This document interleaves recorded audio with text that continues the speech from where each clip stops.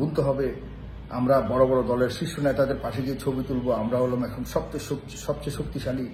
এই যে একটা চিন্তা ভাবনা, একটা ভাব চলে আসছে সবার মধ্যে, এই কারণে আলাদা আলাদা গিয়ে গিয়ে বিভিন্ন জায়গাতে মাইর খাওয়া শুরু হয়েছে।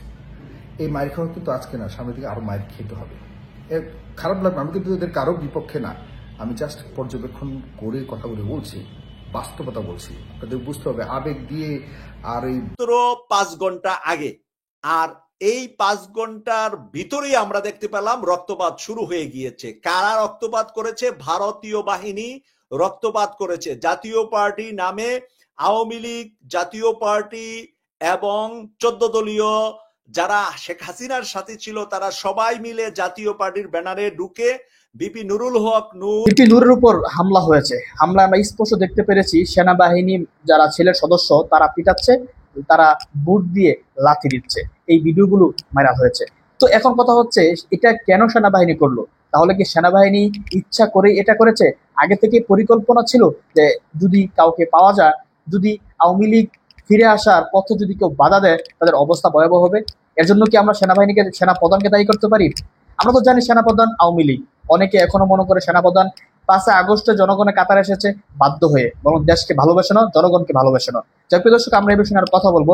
এর আগে চলুন বিভিন্ন উপরে সেনাবাহিনীর এই হামলা নিয়ে দুইটি আলোচনা দেখবো, সেখান থেকে আমরা কিছুটা বোঝার চেষ্টা করব যে আসলে সেনাবাহিনী কেন এই হামলা চালিয়েছে।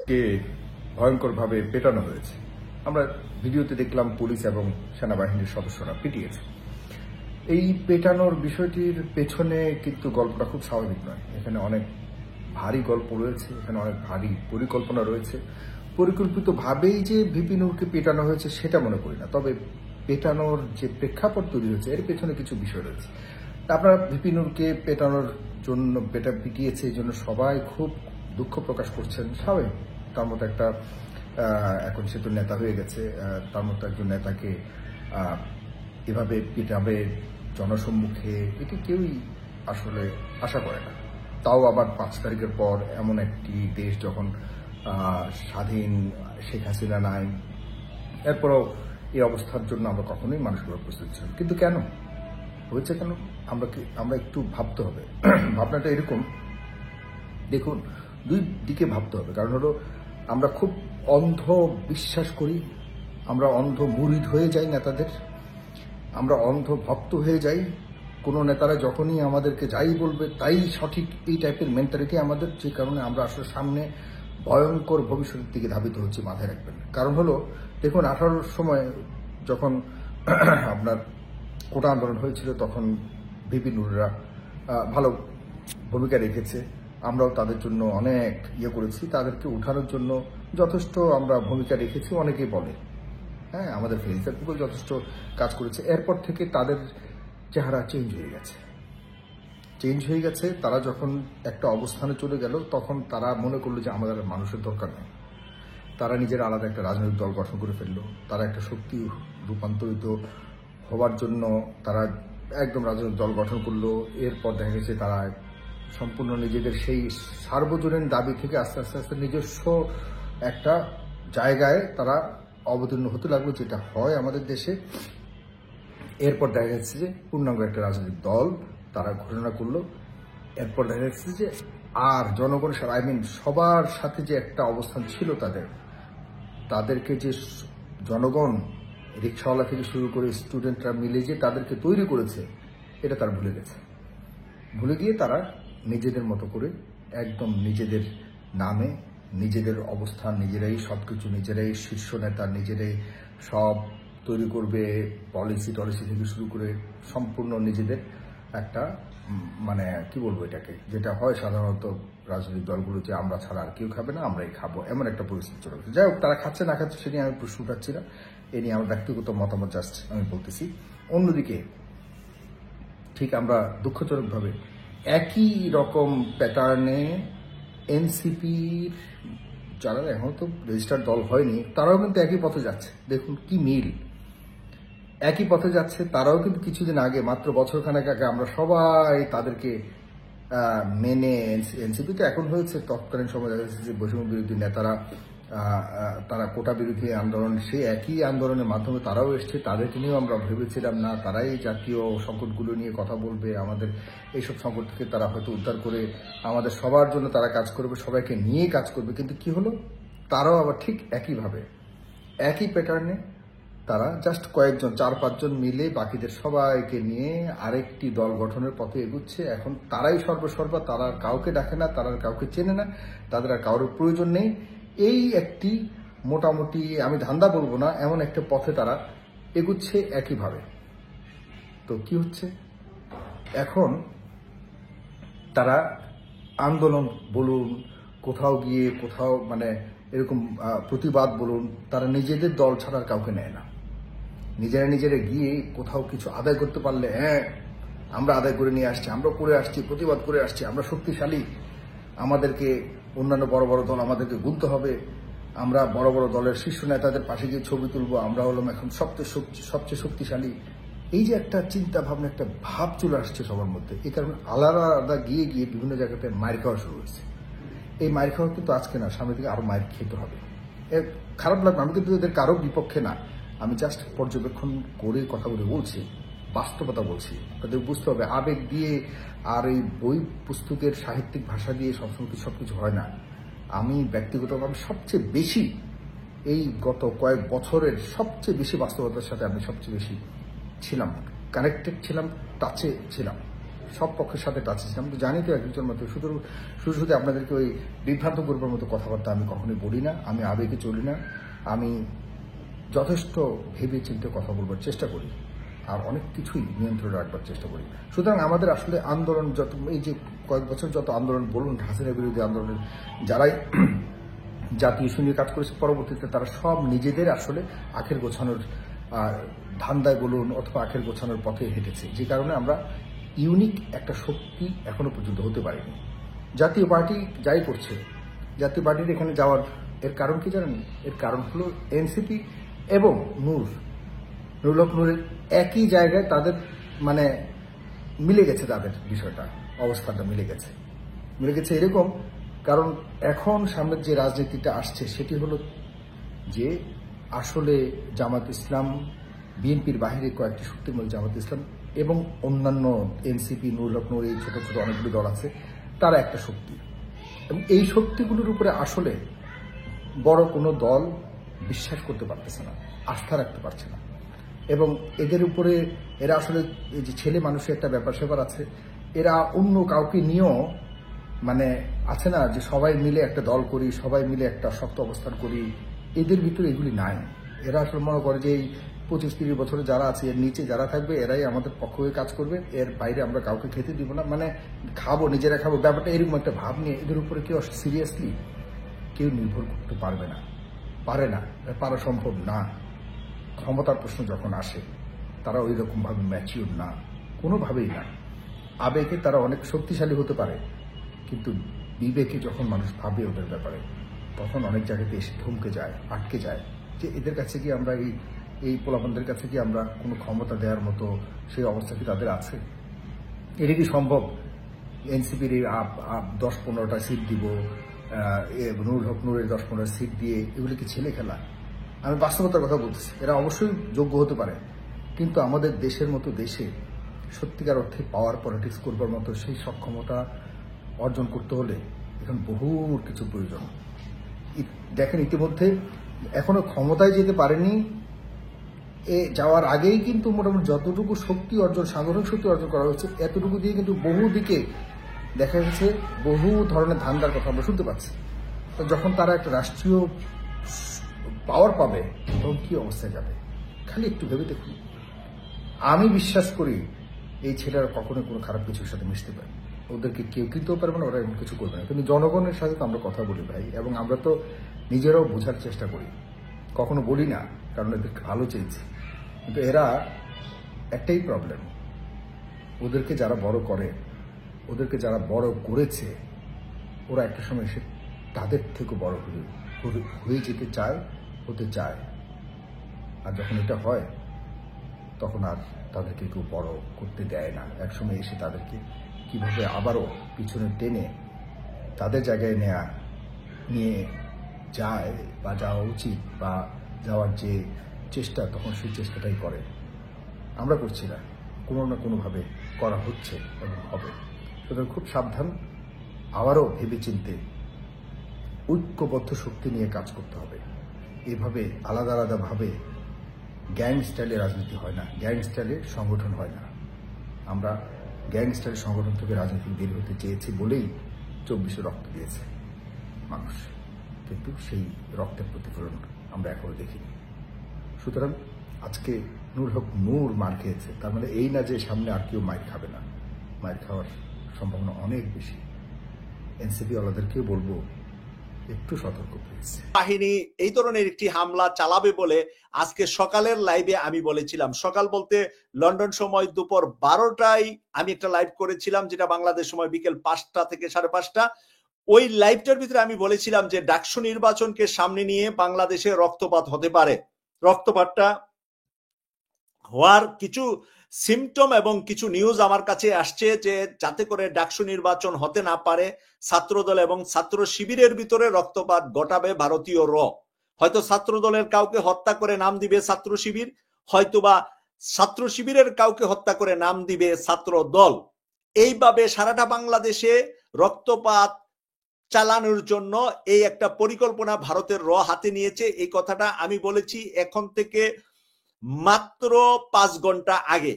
আর এই 5 ঘন্টার ভিতরেই আমরা দেখতে পেলাম রক্তপাত শুরু হয়ে গিয়েছে। কারা রক্তপাত করেছে? ভারতীয় বাহিনী রক্তপাত করেছে। জাতীয় পার্টি নামে আওয়ামী লীগ, জাতীয় পার্টি এবং 14 দলীয় যারা শেখ হাসিনার সাথে ছিল, তারা সবাই মিলে জাতীয় পার্টির ব্যানারে ঢুকে বিপি নুরুল হক নূর মৃত্যুর ধারে কাছে এখন আছে। আল্লাহ ওনাকে হায়াত রাখলে বেঁচে আসবেন, নতুবা নুরুল হক নূরের জীবন যেতে পারে। আজকে আমরা সেই অবস্থাটা দেখতে পেয়েছি। নুরুল হক নূরের উপরে যেভাবে হত্যা করার জন্য হত্যার পরিকল্পনা নিয়ে মারা হয়েছে বলে আমরা দেখতে পেয়েছি। একদিকে যেমন আওয়ামী লীগের লোকদেরকে গ্রেফতার করা হচ্ছে, অপরদিকে আওয়ামী লীগের বিরুদ্ধে যারা সোচ্চার তাদেরকে টার্গেট করে করে এখন হত্যা করা হবে বা হামলা করা হবে। এই হামলার প্রতিবাদ করেছেন সর্বপ্রথম আমি দেখতে পেয়েছি বাংলাদেশ জামাত ইসলামীর ঢাকা মহানগর উত্তরের আমির এবং প্রাক্তন ছাত্র শিবিরের কেন্দ্রীয় সভাপতি জনাব সেলিমউদ্দিন সাহেব। এই হামলার প্রতিবাদ করেছেন আমি দেখেছি আল্লামা দেলোয়ার হোসেন সাঈদীর সন্তান, সাবেক উপজেলা চেয়ারম্যান, আগামী সংসদ নির্বাচনে পিরোজপুর থেকে পদপ্রার্থী জামাতের মনোনীত মাসুদ সাঈদী। এভাবে আমরা দেখতে পাচ্ছি যে বিপি নুরুল হক নূরের পক্ষে এই প্রতিবাদ শুরু হয়ে গিয়েছে, প্রতিবাদের ঝড় উঠেছে। আমি কিছুক্ষণ আগে নুরুল হক নূরকে আহত করার আগে আমি দেখেছিলাম যে রাশেদ খান, নুরুল হক নূরের দলের যে সেক্রেটারি, রাশেদ খানকে তারা মেরেছে। রাশেদ খান অল্প আহত হয়ে, আরো কয়েকজন আহত হয়ে হাসপাতালে গিয়েছে। পরবর্তীতে নুরুল হক নূর যখন স্টেজে বক্তব্য দিচ্ছে, স্টেজের উপরে তার উপরে হামলা করা হয়েছে, অতর্কিত হামলা করা হয়েছে। যেই হামলার নিন্দা করার ভাষা আমার জানা নাই, যেই হামলার প্রতিবাদ আপনারা করবেন, দেশবাসী করছে। আমরা নুরুল হক নূরের অনেক সমালোচনা করি, অনেক সমালোচনা করব, কিন্তু আজকের এই দিনে নুরুল হক নূরের পাশে দাঁড়ানো আমাদের ইমানের দায়িত্ব। কেন বলছি ইমানের দায়িত্ব? একজন মুসলিম হিসাবে ভারতীয় বাহিনী আমাদের দেশে ঢুকে আমাদের কোন মুসলমানের সন্তানের উপর আঘাত আনলে এটার পক্ষে আমরা থাকব, মুসলমানের পক্ষে, বাংলাদেশের আমাদের যে কোনো দলের পক্ষে। এটা যদি বিএনপির কোনো নেতার উপরে হামলা হতো আমি সবচাইতে আগে প্রতিবাদ করতাম। এটা যদি জামাতের কোনো নেতার উপরে হামলা হতো আমি সবার আগে প্রতিবাদ করতাম। এটা যদি এনসিপির কোনো নেতার উপরে হামলা হতো আমি সবার আগে প্রতিবাদ করতাম। এটা যদি ইসলামী আন্দোলন চরমোনাইয়ের কোনো নেতার উপরে হামলা হতো আমি সবার আগে প্রতিবাদ করতাম। আমি আজকের এই প্রতিবাদ অনুষ্ঠানটাই আয়োজন করেছি। প্রতিবাদ অনুষ্ঠানটাতে 3 জন অতিথি আমাদের সাথে, বাংলাদেশ থেকে 2 জন, লন্ডন থেকে 1 জন অতিথি যুক্ত হয়েছেন। অতিথিদের পরিচয় আমি করিয়ে দিচ্ছি। আমাদের সাথে আছেন ইঞ্জিনিয়ার মুরসালিন হোসেন জয়, বাংলাদেশ জামাত ইসলামীর পক্ষ থেকে। আমাদের সাথে আজকে আছেন জুয়েল হোসেন রব্বু মিয়া, বাংলাদেশ জাতীয়তাবাদী দল বিএনপির পক্ষ থেকে। আমাদের সাথে আছেন মানবাধিকার সংগঠন লন্ডন থেকে যে আন্দোলন সংগ্রাম করেছিলাম স্বৈরাচার শেখ হাসিনার বিরুদ্ধে, সেই আন্দোলন সংগ্রামের অন্যতম বলিষ্ঠ কণ্ঠস্বর, বলিষ্ঠ আয়োজক, হাসিনা বিরোধী আন্দোলনের সংগ্রামী নেতা, জাস্টিস ফর ভিকটিম ইউকের সম্মানিত সভাপতি জনাব জহিরুল ইসলাম। আমরা সম্মানিত তিনজন অতিথিকে স্বাগত জানাচ্ছি, ধন্যবাদ জানাচ্ছি আমাদের সাথে যুক্ত হওয়ার জন্য। আমরা কিছু সিস্টেমের কারণে আমাদের 10 মিনিট সময়ের চেয়ে 10 মিনিট পরে আমরা শুরু করতে পেরেছি। রাত 11:10 আমরা শুরু করেছি, এখন 11:15 বাজে। আমরা দেখতে পেয়েছি যে প্রচুর মানুষ কমেন্টস লিখছেন, বিপি নুরুল হকের নূরের পক্ষেই কমেন্টস লিখছেন। আমি কয়েকটি কমেন্টস পরে আমাদের অতিথিদের কাছে আলোচনায় চলে যাব। LM ইসলাম লিখেছে এটা ভারতের আরেকটি চাল। শামীম রেজা লিখেছে বিপি নুরের উপর হামলার তীব্র নিন্দা ও প্রতিবাদ জানাই। মাসুম দেওয়ান লিখেছে আসসালামু আলাইকুম মাসুক ভাই, আমিও বলতে চাই নামক একটা আইডি থেকে লিখেছে মাত্র বাতাস ঘুরেছে, কিছুদিনের মধ্যে কি হয়ে দেখো আগে। বলতেছি চাঁদা দেখে খুশি হইও না, কি চাঁদা দেখে খুশি হওয়ার কিছু নাই। মাকসুদা বেগম লিখেছে প্রতিবাদ জানাই। আমরা দেখছি যে প্রচুর আইডি থেকে এমডি পলাশ গাজী লিখেছে সবগুলোকে সবাই একত্রবদ্ধ হয়ে এর প্রতিবাদ করা দরকার। রাশিদুল ইসলাম লিখেছে কণ্ঠে আবার লালা জুর ফেসিবাদের কবর খুর। আচ্ছা, কণ্ঠে আবার মানে একটা প্রতিবাদী স্লোগান লিখেছে। আমি দ্রুত গতিতে চলে যাচ্ছে, প্রচুর কমেন্টস আসছে, কয়েকশো কমেন্টস আমাদের এই 6 মিনিটের মধ্যে চলে আসছে। আমি সবাইকে কমেন্টস লিখে আমাদের পাশে থাকার জন্য কৃতজ্ঞতা প্রকাশ করছি, ধন্যবাদ জানাচ্ছি। লাইভটিকে বেশি করে একজনে 10টা করে শেয়ার করেন। এই মুহূর্তে 500 মানুষ প্রায় জয়েন হয়ে গিয়েছে। এই 6 মিনিটে 500 মানুষ জয়েন হলে, আপনারা 500 মানুষ একটা করে শেয়ার করলে আরো 500-1000 মানুষ এই লাইভটাতে যুক্ত হতে পারবে। আমি কৃতজ্ঞতা প্রকাশ করছি যারা কমেন্টস করছেন, শেয়ার করছেন, প্রচন্ড শেয়ার হচ্ছে লাইভটা। আমি এখানে দেখতে পাচ্ছি কমেন্টস লেখছে মাহফুজুর রহমান, এটা 111 এর ইঙ্গিত, মানে সেনা সরকার আসার ইঙ্গিত। মঈনুদ্দিন ফখরুদ্দিনের মতো সরকার বাংলাদেশে আসতে পারে বলে অনেকে মনে করছেন। জামাত বিএনপির ভিতরে যদি ঐক্যতা ফেরত না আসে, আজকে আমাদের মূল এজেন্ডা ছিল যেটা, সেটা বাদ দিয়ে হঠাৎ করে হেডলাইন আমাকে করতে হয়েছে বিপি নুরুল হক নূরের উপরে হামলা করেছে ভারতীয় বাহিনী। কারণ এর আগে আমাদের যে আজকের যে রিয়েল সাবজেক্ট ছিল, সাবজেক্ট থেকে আমরা দূরে চলে আসতে হয়েছে। কিন্তু সাবজেক্টে আমরা দ্বিতীয়বার যাব, সেটা হলো বিএনপি জামাতে আলোচনা সফল হয়নি। বিএনপি জামাত যৌথভাবে আলোচনায় বসেছিলেন 3 জনের, আমি শুনছি জামাত থেকে 2 জন, পত্রিকার নিউজে যেটা পেয়েছি, আর বিএনপি থেকে 1 জন। 3 জনে আলোচনায় বসেছিলেন সংস্কার, আগামী নির্বাচন, পিআর পদ্ধতি, সবকিছু বিষয়ে। কিন্তু জামাত বিএনপি ঐক্যবদ্ধ হতে পারেন নাই। তারা এই মাঝখানে আলোচনা ভেঙে গিয়েছে, প্রায় 2 ঘন্টা আলোচনা করে কোনো সমাধান হয় নাই। তাহলে জামাত বিএনপির যদি সমাধান না হয়, এই রক্তপাত দেখা শুরু, এটা শেষ নয়। আমরা সামনের দিকে জামাত এবং বিএনপির নেতাদের রক্তপাত আরো দেখব, যদি না জামাত এবং বিএনপি একসাথে ভারত বিরোধিতায় না নামতে পারে। ভারত বিরোধিতায় না নামলে এরকম রক্তপাত আমাদের আরো দেখতে হবে। আমি অতিথিদের কাছে আলোচনায় চলে যাচ্ছি সর্বশেষ কয়েকটি কমেন্টস পরে। নূর আমিন লিখেছে জাতীয় পার্টিকে নিষিদ্ধ চাই, বাংলাদেশ নামক একটা আইডি থেকে লিখেছে ইউনুসের নুনু কেটে হিজরা করে দেন। আরেকবার সে একই কথা লিখেছে। আমি যে যা লেখছে তাই পড়বো, আমি কোনো এখানে চেঞ্জ করব না। আর এম সুলতান লিখেছে বিপি নূরকে আজ হামলা করা হলো, রেডি হও তোমরা, তোমাদের উপর হামলা করা হবে, এইরকম হুমকি দেখেন লাইভের ভিতরে চলে আসছে। ভারতীয় বাহিনী অলরেডি আমাদের লাইভে ঢুকে গিয়েছে, বলছে নুরুল হক নূরের উপর হামলা হয়েছে, তোমাদের উপরে হামলা হবে। এখানে বিএনপি থেকে জুয়েল হোসেন রনু ভাই আছেন, কথা দেখতে পাচ্ছেন দর্শকরা কি লিখতেছে। দর্শকরা কিন্তু আপনাকে বলতেছে ইঞ্জিনিয়ার মুরসালিন হোসেন জয় জামাত থেকে অতিথি হিসাবে আছেন, আপনারা 2 জনকে কিন্তু সরাসরি দর্শকরা হুমকি দিয়ে ফেলছে, অলরেডি হুমকি কিন্তু এটা। তো এই বিষয়ে আমি সর্বপ্রথমে কথা শুনবো মানবাধিকার সংগঠক লন্ডন থেকে এমডি জহিরুল ইসলামের কাছ থেকে। তারপরে আমরা দুইজন রাজনীতিবিদের কাছে যাব, বারবার আপনাদের কাছে যাব, আপনারা ভূমিকা ছাড়া মূল কথাগুলা টু দা পয়েন্টে বলবেন, এটা আমার অনুরোধ। জনাব জহিরুল ইসলাম, জাস্টিস ফর ভিকটিমের চেয়ারম্যান, ইউকে থেকে। আসসালামু আলাইকুম রহমতুল্লাহ মাসুক ভাই এবং কসবা টিভির সকল দর্শক বৃন্দকে আজকে আমাকে আমন্ত্রণ করার জন্য এবং সাথে সাথে আমাদের দুইজন অতিথি দুই দল থেকে আসার জন্য আমি তাদেরকে ধন্যবাদ জানাই। এবং আজকের যে বিষয়টা হচ্ছে বিপি নুরের উপর হামলা, এটা শুধু বিপি নুরের উপর হামলা নয়, এটা হচ্ছে কি আপনার শেখ হাসিনা বিরোধী যে আমরা যে একটি আপনার যে জোট ছিলাম, এই জোটের সকলের উপর হামলা, এটা মেনে নিতে হবে।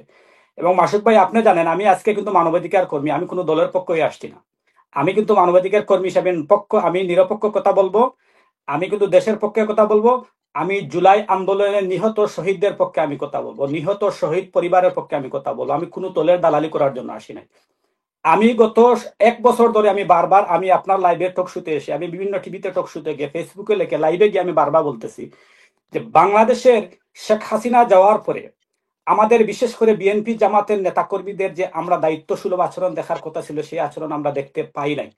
আমি 2022 সালে শেখ হাসিনার একটি বক্তব্যের রেফারেন্স দিয়ে বলতেছি, শেখ হাসিনার দম্বের সহিত বলেছিল যে তাই রাজনীতির কাছে বিএনপি জামাত হচ্ছে আজকের বিয়ে আপনার টুডে বর্ন একটা শিশু। এবং তার প্রমাণ আমি গত 1 বছর দেখতেছি, শেখ হাসিনার রাজনীতির কাছে বাংলাদেশ জামাত এবং বিএনপির টপ লেভেল নেতারা হচ্ছে কি আজকের শিশু না, আপনার 3 মাসের মায়ের গর্ভের সন্তান। এদের রাজনৈতিক কোনো অভিজ্ঞতা নাই, এদের কোন রাজনৈতিক কোনো এক্সপিরিয়েন্স নাই। যেখানে আমাদের শেখ হাসিনা যাওয়ার পরে আমাদের বিএনপি জামাতের নেতাদের উচিত ছিল যে ঐক্যবদ্ধ হয়ে ফার্স্ট যেটা ছিল শেখ হাসিনার বিচার কার্যকর করা। এবং বাংলাদেশের যে প্রশাসনে গত 16 বছর, মানব জমিন পত্রিকা রিপোর্ট করেছে 12.5 লক্ষ প্রশাসনের মধ্যে এখনো 10.5 লক্ষ হচ্ছে আওয়ামী লীগের প্রশাসন। সেই প্রশাসনের লোকগুলা রেখে এবং আপনার দেখেন আওয়ামী লীগের সম্পূর্ণ সেট আপ, যেই সেট আপে শেখ হাসিনা গত 16 বছর সরকার পরিচালনা করেছিল, রাষ্ট্রপতি থেকে নিয়ে এখানে বাংলাদেশ ইউনিয়ন পরিষদের চৌকিদার পর্যন্ত সমস্ত সেট আপ তাই রয়ে গেছে। সেকেন্ড হচ্ছে কি তাই শুধু সরকারে ছিল, তাই একটা রিজিম ক্ষমতায় ছিল, সেই রিজিম থেকে সে শুধু মাইনাস হয়েছে, কিন্তু তার বাকি সব রিজিম রয়ে গেছে। সেখানে আমাদের দলের বিশেষ করে বিএনপি জামাতের নেতারা যেভাবে মারামারি কামড়াকামড়ি করতেছে, মনে হইতেছে তারা ক্ষমতায় চলে গেছে, মনে হইতেছে বর্তমানে সরকারে জামাত বিএনপি আছে এবং জামাত আপনার বিরোধিতা। আরে বেটাই এখনো ক্ষমতা যাওয়ার দ্বারে কাছে, এখন 100 বছর তোমরা পিছনে আসো। কারণ হচ্ছে কি জানেন, আজকে দেখেন সেনাবাহিনী তাদের যা শুরু সামান্য তাদের চেহারা দেখাইছে। আমরা গত 16 বছর ধরে বলে আসতেছি, গত 1 বছর ধরে আমি বলে আসতেছি, এখনো তোমাদের কামড়াকামড়ির সময় হয় নাই। কামড়াকামড়ি করবে নির্বাচন পরে। আমি গত সপ্তাহে আপনার লাইভের মধ্যে আমি বলেছি যে এখনো সময় আছে, বিএনপি জামাত আপনারা সব এই সব মতনৈক্য ভুলে কি আপনারা এক টেবিলের মধ্যে আসেন, আর না আপনাদের কারো যান বাঁচবে না। আজ আপনারা দেখছেন কি হয়েছে, আজকে দেখেন এই আপনারা প্রথমে দেখছেন আমরা বলেছি জাপা হামলা করছে, জাপা হামলা করেন, এটা হচ্ছে সেনাবাহিনী এবং পুলিশ হামলা করেছে। এবং এটা দিয়ে তারা জাস্ট আপনার একটা সামান্য মেসেজ দিছে।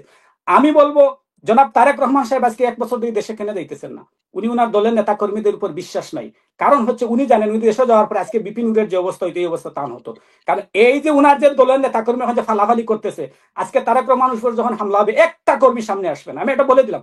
আজকে শামসুজ্জামান দুদু সে বলে সে নুনু দিয়ে পেশাব করলে বাংলাদেশ বলে যায়। আরে বেটা তোর নুনু অত বড় নুনু হইলো, গত 16 বছর তো এই নুনু কোথায় ছিল?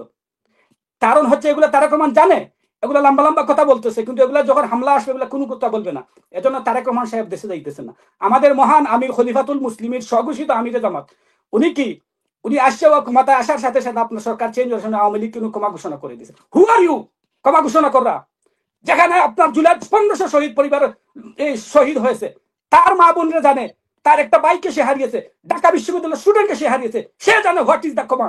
তুমি ক্ষমা করে রাখে, তুমি আসছে ক্ষমা করে দিলে, আর আজ এখনো পর্যন্ত আওয়ামী লীগের একটা নেতা কর্মীর কোনো বিচার হয় নাই, তুমি সাথে সাথে ক্ষমা করার ঘোষণা করে দিলে। এবং আপনি আজকে দেখেন যে আপনি জানেন বাংলাদেশের যারা শহীদ হয়েছে, যারা পরিবার হারিয়েছে, যারা ভাই হারিয়েছে, যার ফ্যামিলির একটি পরিবার একটি ভাই ছিল আপনার আয়ের সোর্স, সে যখন হারিয়েছে সে জানে তার কি হারিয়েছে, আপনি এসে ক্ষমা ঘোষণা করে দিলেন। আমিরে জানে, আপনার মীর কাশেম আলীর ছেলে জানে তার বাবাকে সে হারিয়েছে, তার ভিতরে কি রক্তকরণ হইতেছে। আপনার দেলোয়ার হোসেন সাইদের ছেলেরা বুঝতেছে তার আর কি রক্তকরণ হয়েছে।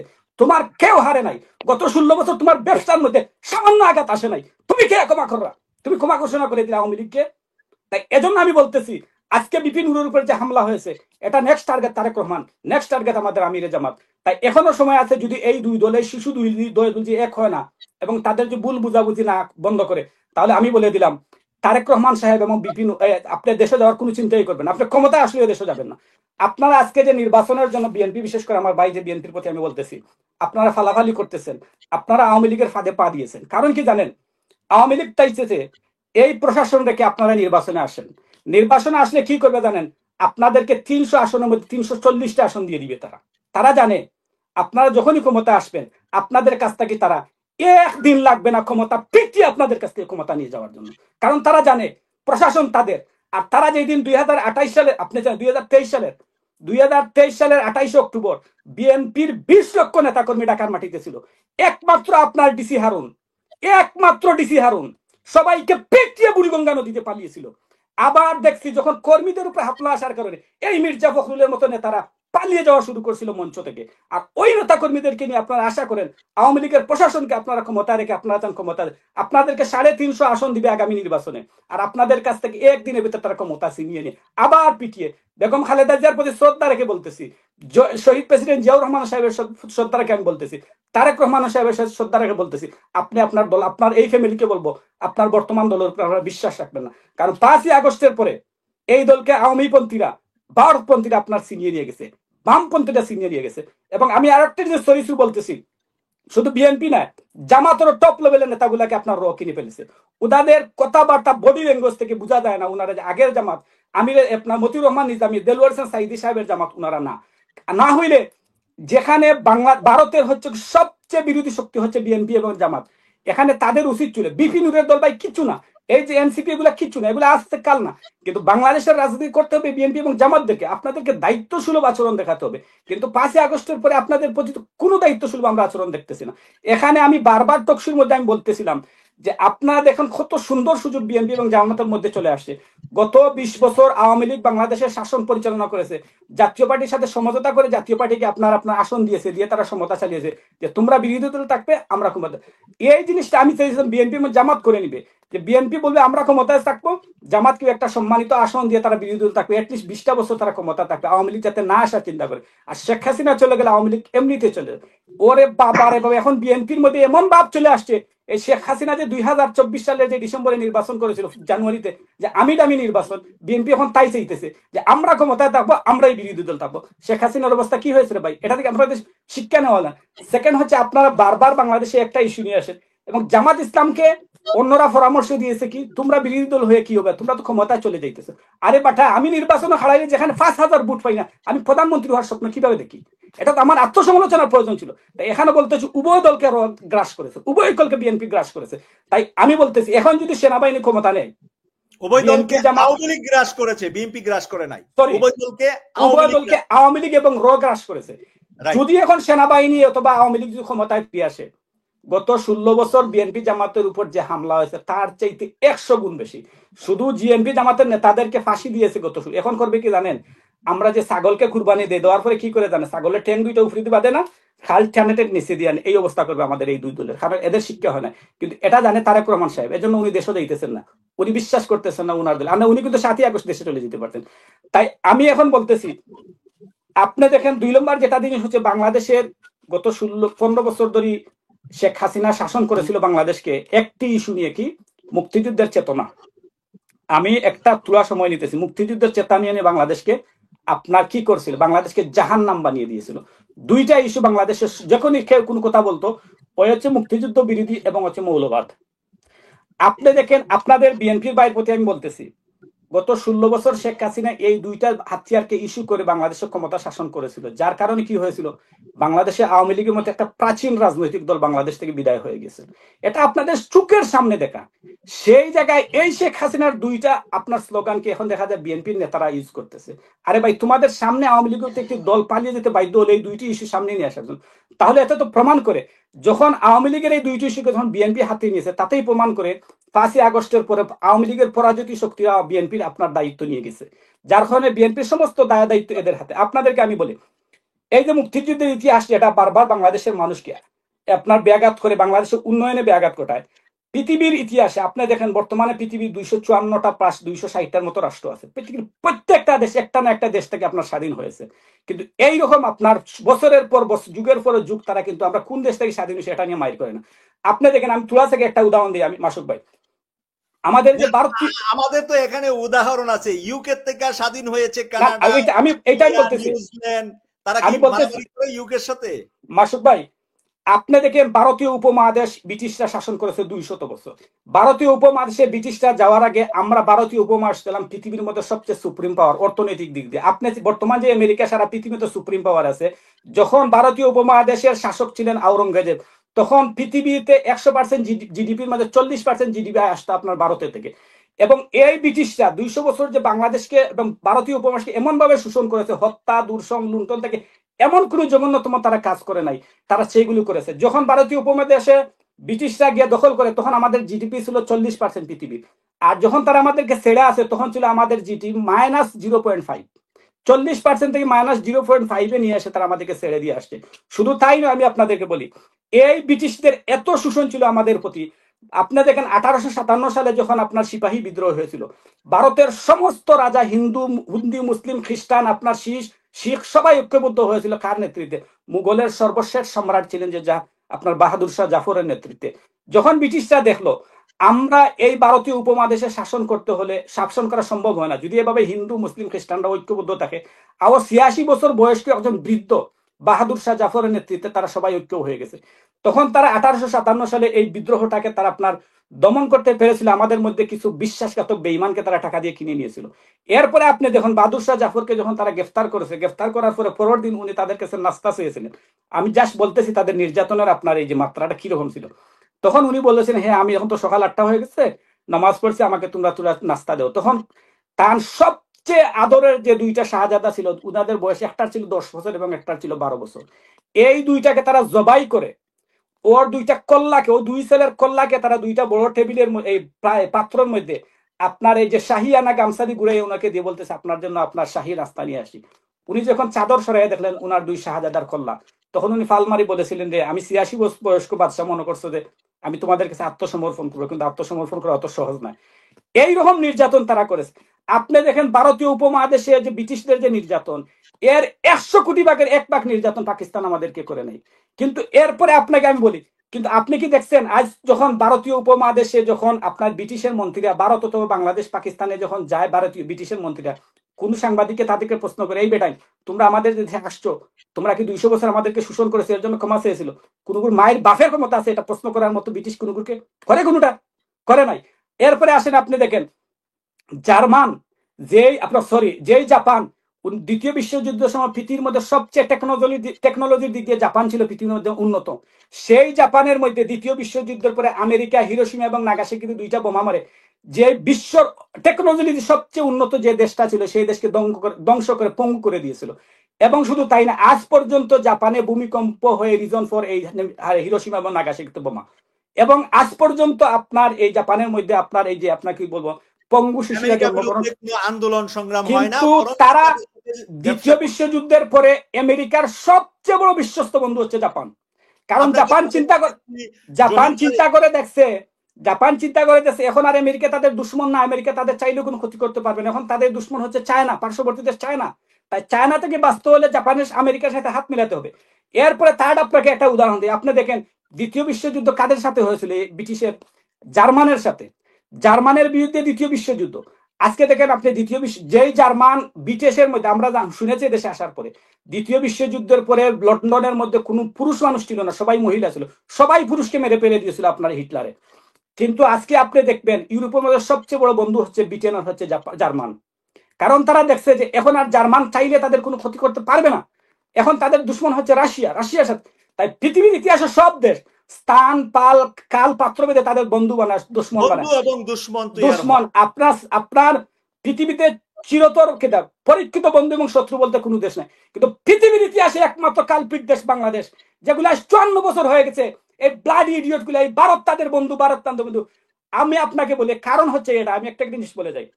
আপনি 14ই ডিসেম্বর আমাদেরকে ভুল ইতিহাস পড়ানো হয় যে বুদ্ধিজীবীদেরকে পাকিস্তানিরা হত্যা করেছে, এগুলো সম্পূর্ণ ভুল ইতিহাস। আমি আপনাকে বলি 10ই ডিসেম্বর থেকে আপনার এই মুক্তিযোদ্ধাদের কথা হচ্ছে কি, 10ই ডিসেম্বর থেকে আপনার পাকিস্তানি সৈন্যরা পালানো শুরু করেছিল।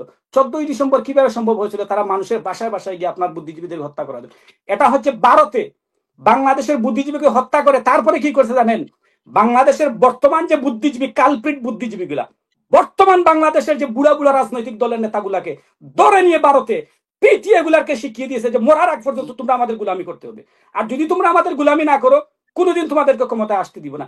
এই বর্তমান সব রাজনৈতিক দলের নেতা সব দিয়েছে ভারতে আপনার প্রশিক্ষিত, এবং এগুলো যখনই বাংলাদেশের তরুণ প্রজন্ম বাংলাদেশকে নিয়ে সামনে নিয়ে যাওয়ার জন্য প্রস্তুত হয়, তখন তারা দরে টেনে আবার এই 71 সালে ফিরিয়ে নিয়ে আসে। কারণ হচ্ছে এরা চায় না বাংলাদেশ পৃথিবীর ইতিহাসে সামনে যাক। এজন্য আমি বলতেছি, আপনি দেখেন, আমি অত্যন্ত ভালোবেসে আপনাকে একটা সেলুট দিচ্ছি জহির ভাই, আপনি আসবেন আবার আমার ওইটা ফিনিশ করতে দেন ভাই, ওইটা আমাকে ফিনিশ করতে দেন। এই ভারতের রয় বাংলাদেশের মুক্তিযুদ্ধের ইতিহাসের নামে এমন ভাবে আমাদেরকে আপনার ভুল ইতিহাস পড়ানো হয়েছে। আপনি একটা জিনিস বলেন, আমি ওই দিন লন্ডন থেকে আসতেছি 1 মাস আগে, তখন হঠাৎ করে আমার পিছনে একটা ব্যাগ ছিল, আমার পাশে একটা ছেলে সাদা, সে মনে রুমানিয়ান হবে, তার পিছনে একটা ব্যাগ ছিল। হঠাৎ করে দেখলাম স্টেশন হল, আমার সাথে সাথে পুলিশের সাথে 5-6টা কুকুর ছিল, লাফ মারে আমার পাশের ছেলেটাকে আপনার কুকুরে চাপিয়ে ধরলো। আমি বয়ে গেছিলাম, হঠাৎ করে কুকুর আসিয়ে গিয়ে চাপিয়ে কেন ধরলো। তখন দেখা গেছে কি তারা সার্চ হয়ে দেখা যায় ওর ব্যাগের মধ্যে আপনার ড্রাগ গাঞ্জা পাওয়া গেছে। তো ঠিক তেমনি ভাবে আমাদের দেশের এই যে বৃদ্ধ বুড়া বুদ্ধিজীবী গুলাকে 14ই ডিসেম্বর ভারতে নিয়ে এমন ভাবে গুলাকে গাঁজা খাবে প্রশিক্ষণ করছে যে মরার আগ পর্যন্ত বলছে যে তোমরা সবসময় যখনই বাংলাদেশ সামনের দিকে যাওয়ার চেষ্টা করবে, তোমরা এই মুক্তিযুদ্ধের ইতিহাসটা নিয়ে সামনে আসবে। আপনি দেখেন মাসুদ ভাই, 54 বছর বাংলাদেশ কিন্তু মুক্তিযুদ্ধরা চালাইছে। আমাদের সমসাময়িক সময়ে যে সমস্ত দেশগুলা স্বাধীন হয়েছে, আজকে কোথায়, আমরা কোথায়? বাংলাদেশ মুক্তিযুদ্ধের পরে কোনো রাজাকার চালায় নাই, মুক্তিযুদ্ধরা চালিয়েছে। আজ বাংলাদেশকে কোথায় নিয়ে গেছে এই মুক্তিযোদ্ধারা? আপনি দেখুন, বাংলাদেশের ইতিহাসের সবচাইতে সফল রাষ্ট্রনায়ক ছিলেন শহীদ প্রেসিডেন্ট জিয়াউর রহমান, কিন্তু উনার মন্ত্রী পরিষদে 26 জনের মধ্যে 12 জন ছিল আত্মস্বীকৃত রাজাকার। কারণ হচ্ছে উনি জানে যে রাষ্ট্র পরিচালনা করতে আপনার মেধাবীদের প্রয়োজন। এই মাঠের কুস্তি করে অশিক্ষিতদেরকে দেশ চালানো যায় না। আপনাকে ধন্যবাদ দিচ্ছি। আমি একটু জুয়েল ভাইয়ের কাছে যাচ্ছি। জুয়েল হোসেন রনু মিয়া বাংলাদেশ জাতীয়তাবাদী দল বিএনপির পক্ষ থেকে আছেন, এরপরে ইঞ্জিনিয়ার মুরসালিন হোসেন জয় জামাতের পক্ষ থেকে কথা বলবেন। জুয়েল ভাই, এখানে জহির ভাই 71 নিয়ে কিছু উদাহরণ দিয়েছেন যে 71 থেকে 54 বছর কেন আমরা পিছিয়ে আছি। আমাদের তরুণরা দেশকে আগাইয়া নিতে গেলে বুইরারা পিছিয়ে রাখে, এখন বুইরাদের আবার ছেলে মেয়েরও পিছিয়ে রাখছে।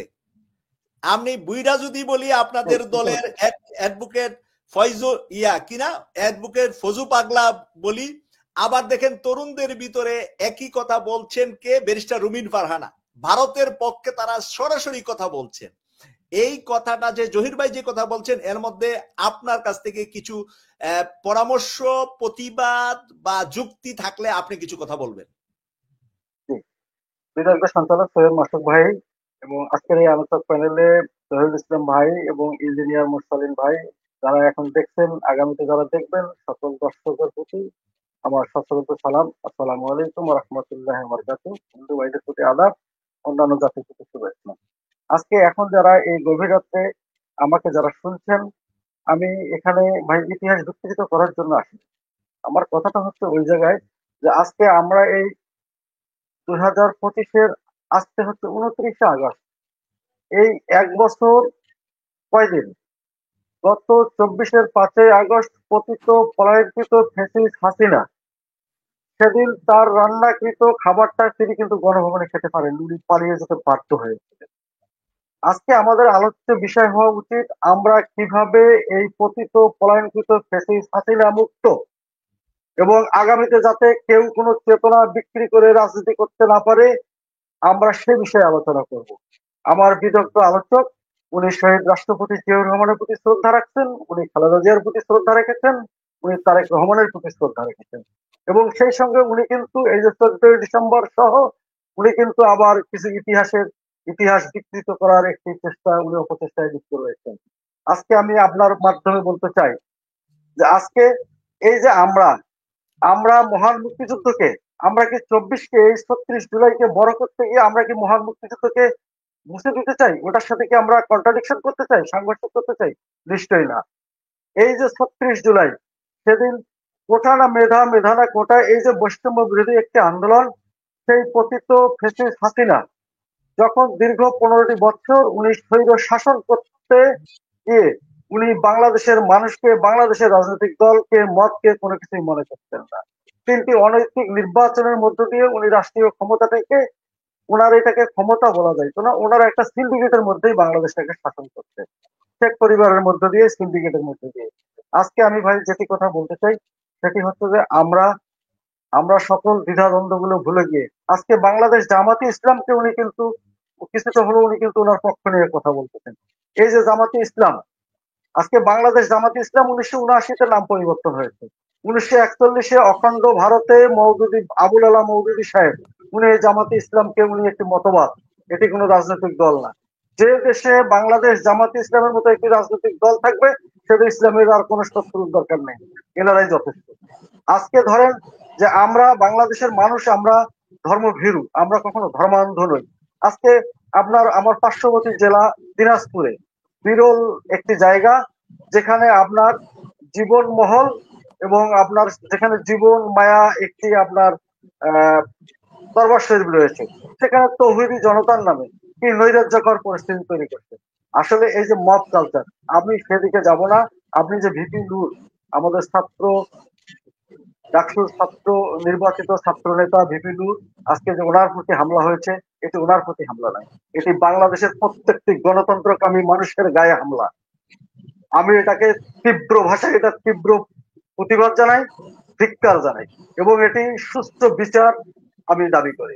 আপনি নিশ্চয়ই খেয়াল করে দেখবেন, যখন এই পলায়নকৃত ফ্যাসিস্ট শেখ হাসিনা অনৈতিক নির্বাচনের মধ্য দিয়ে আমাদের দেশটাকে শাসন করতেছিলেন, ঠিক তখনই এই ভারতের এজেন্ডা বাস্তবায়নের জন্য হুসেন মোহাম্মদ এরশাদ সহ আজকে তার ভাই জিএম কাদের, এই যে 14 দলীয় জোট আজকে যারা রয়েছেন, আজকে সময়ের দাবি, আমি ইতিপূর্বে বলেছি সময়ের দাবি, এদেরকে নিষিদ্ধ করতে হবে, এদের সকল রাজনৈতিক কর্মকাণ্ডগুলোকে নিষিদ্ধ করতে হবে।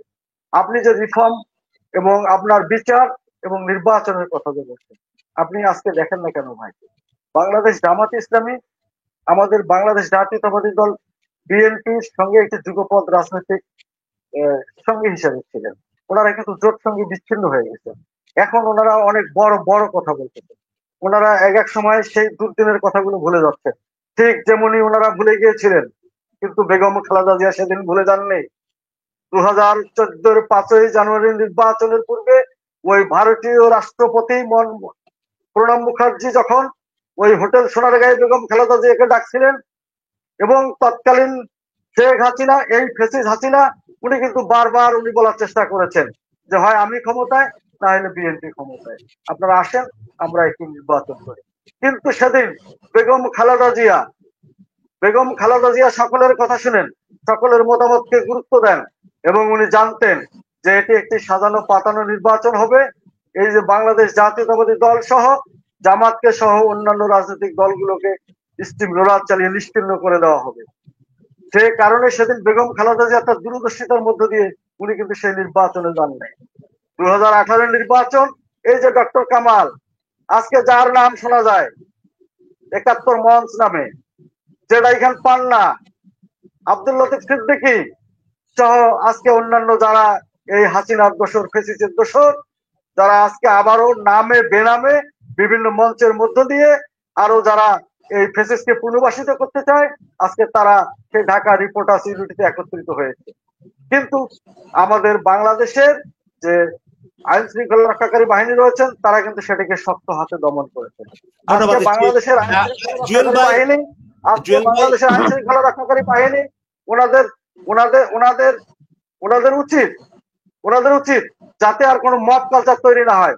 আমাদের দেশে একটি সরকার রয়েছে, এই সরকারের কাছে আমরা দাবি জানাবো, সরকার যেন তার মেধা এবং প্রজ্ঞা দিয়ে এই ফেসিবাদের দোসর যারা আছে তাদেরকে যেন অনতি বিলম্বে রাজনৈতিক নিষিদ্ধ ঘোষণা করেন এবং তাদের বিচারের আওতায় নিয়ে আসেন। আমি আরেকটি কথা বলতে চাই ভাই, আবার আসবো আপনার কাছে আবার আসবো।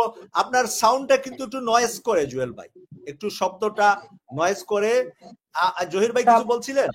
হ্যাঁ, আমি প্রতিবাদ করতে চাই উনার বক্তব্য। উনি আমাকে একটি দলের পক্ষে বলছেন, আমি তো কোনো দলের পক্ষে বলিনি। আমি প্রথমে বলছি যে আমি একজন মানবাধিকার কর্মী, আমি কোনো দলের পক্ষে কথা বলতেছি, আমি দলের কোনো সমালোচনা বলছেন যে আমার আমিরে জামাত মুরসালিন ডক্টর শফিকুর রহমান উনি ক্ষমা সুন্দর দৃষ্টিতে দেখেছেন, এই অধিকার ওনাকে কে দিয়েছে? আপনি এভাবে বলছেন যে আমি বলছি আমিরে জামাত, আমার জামাত। আর আপনি 14ই ডিসেম্বর মহান মুক্তিযুদ্ধকে বিতর্ক করার ভাই সুযোগ নেই।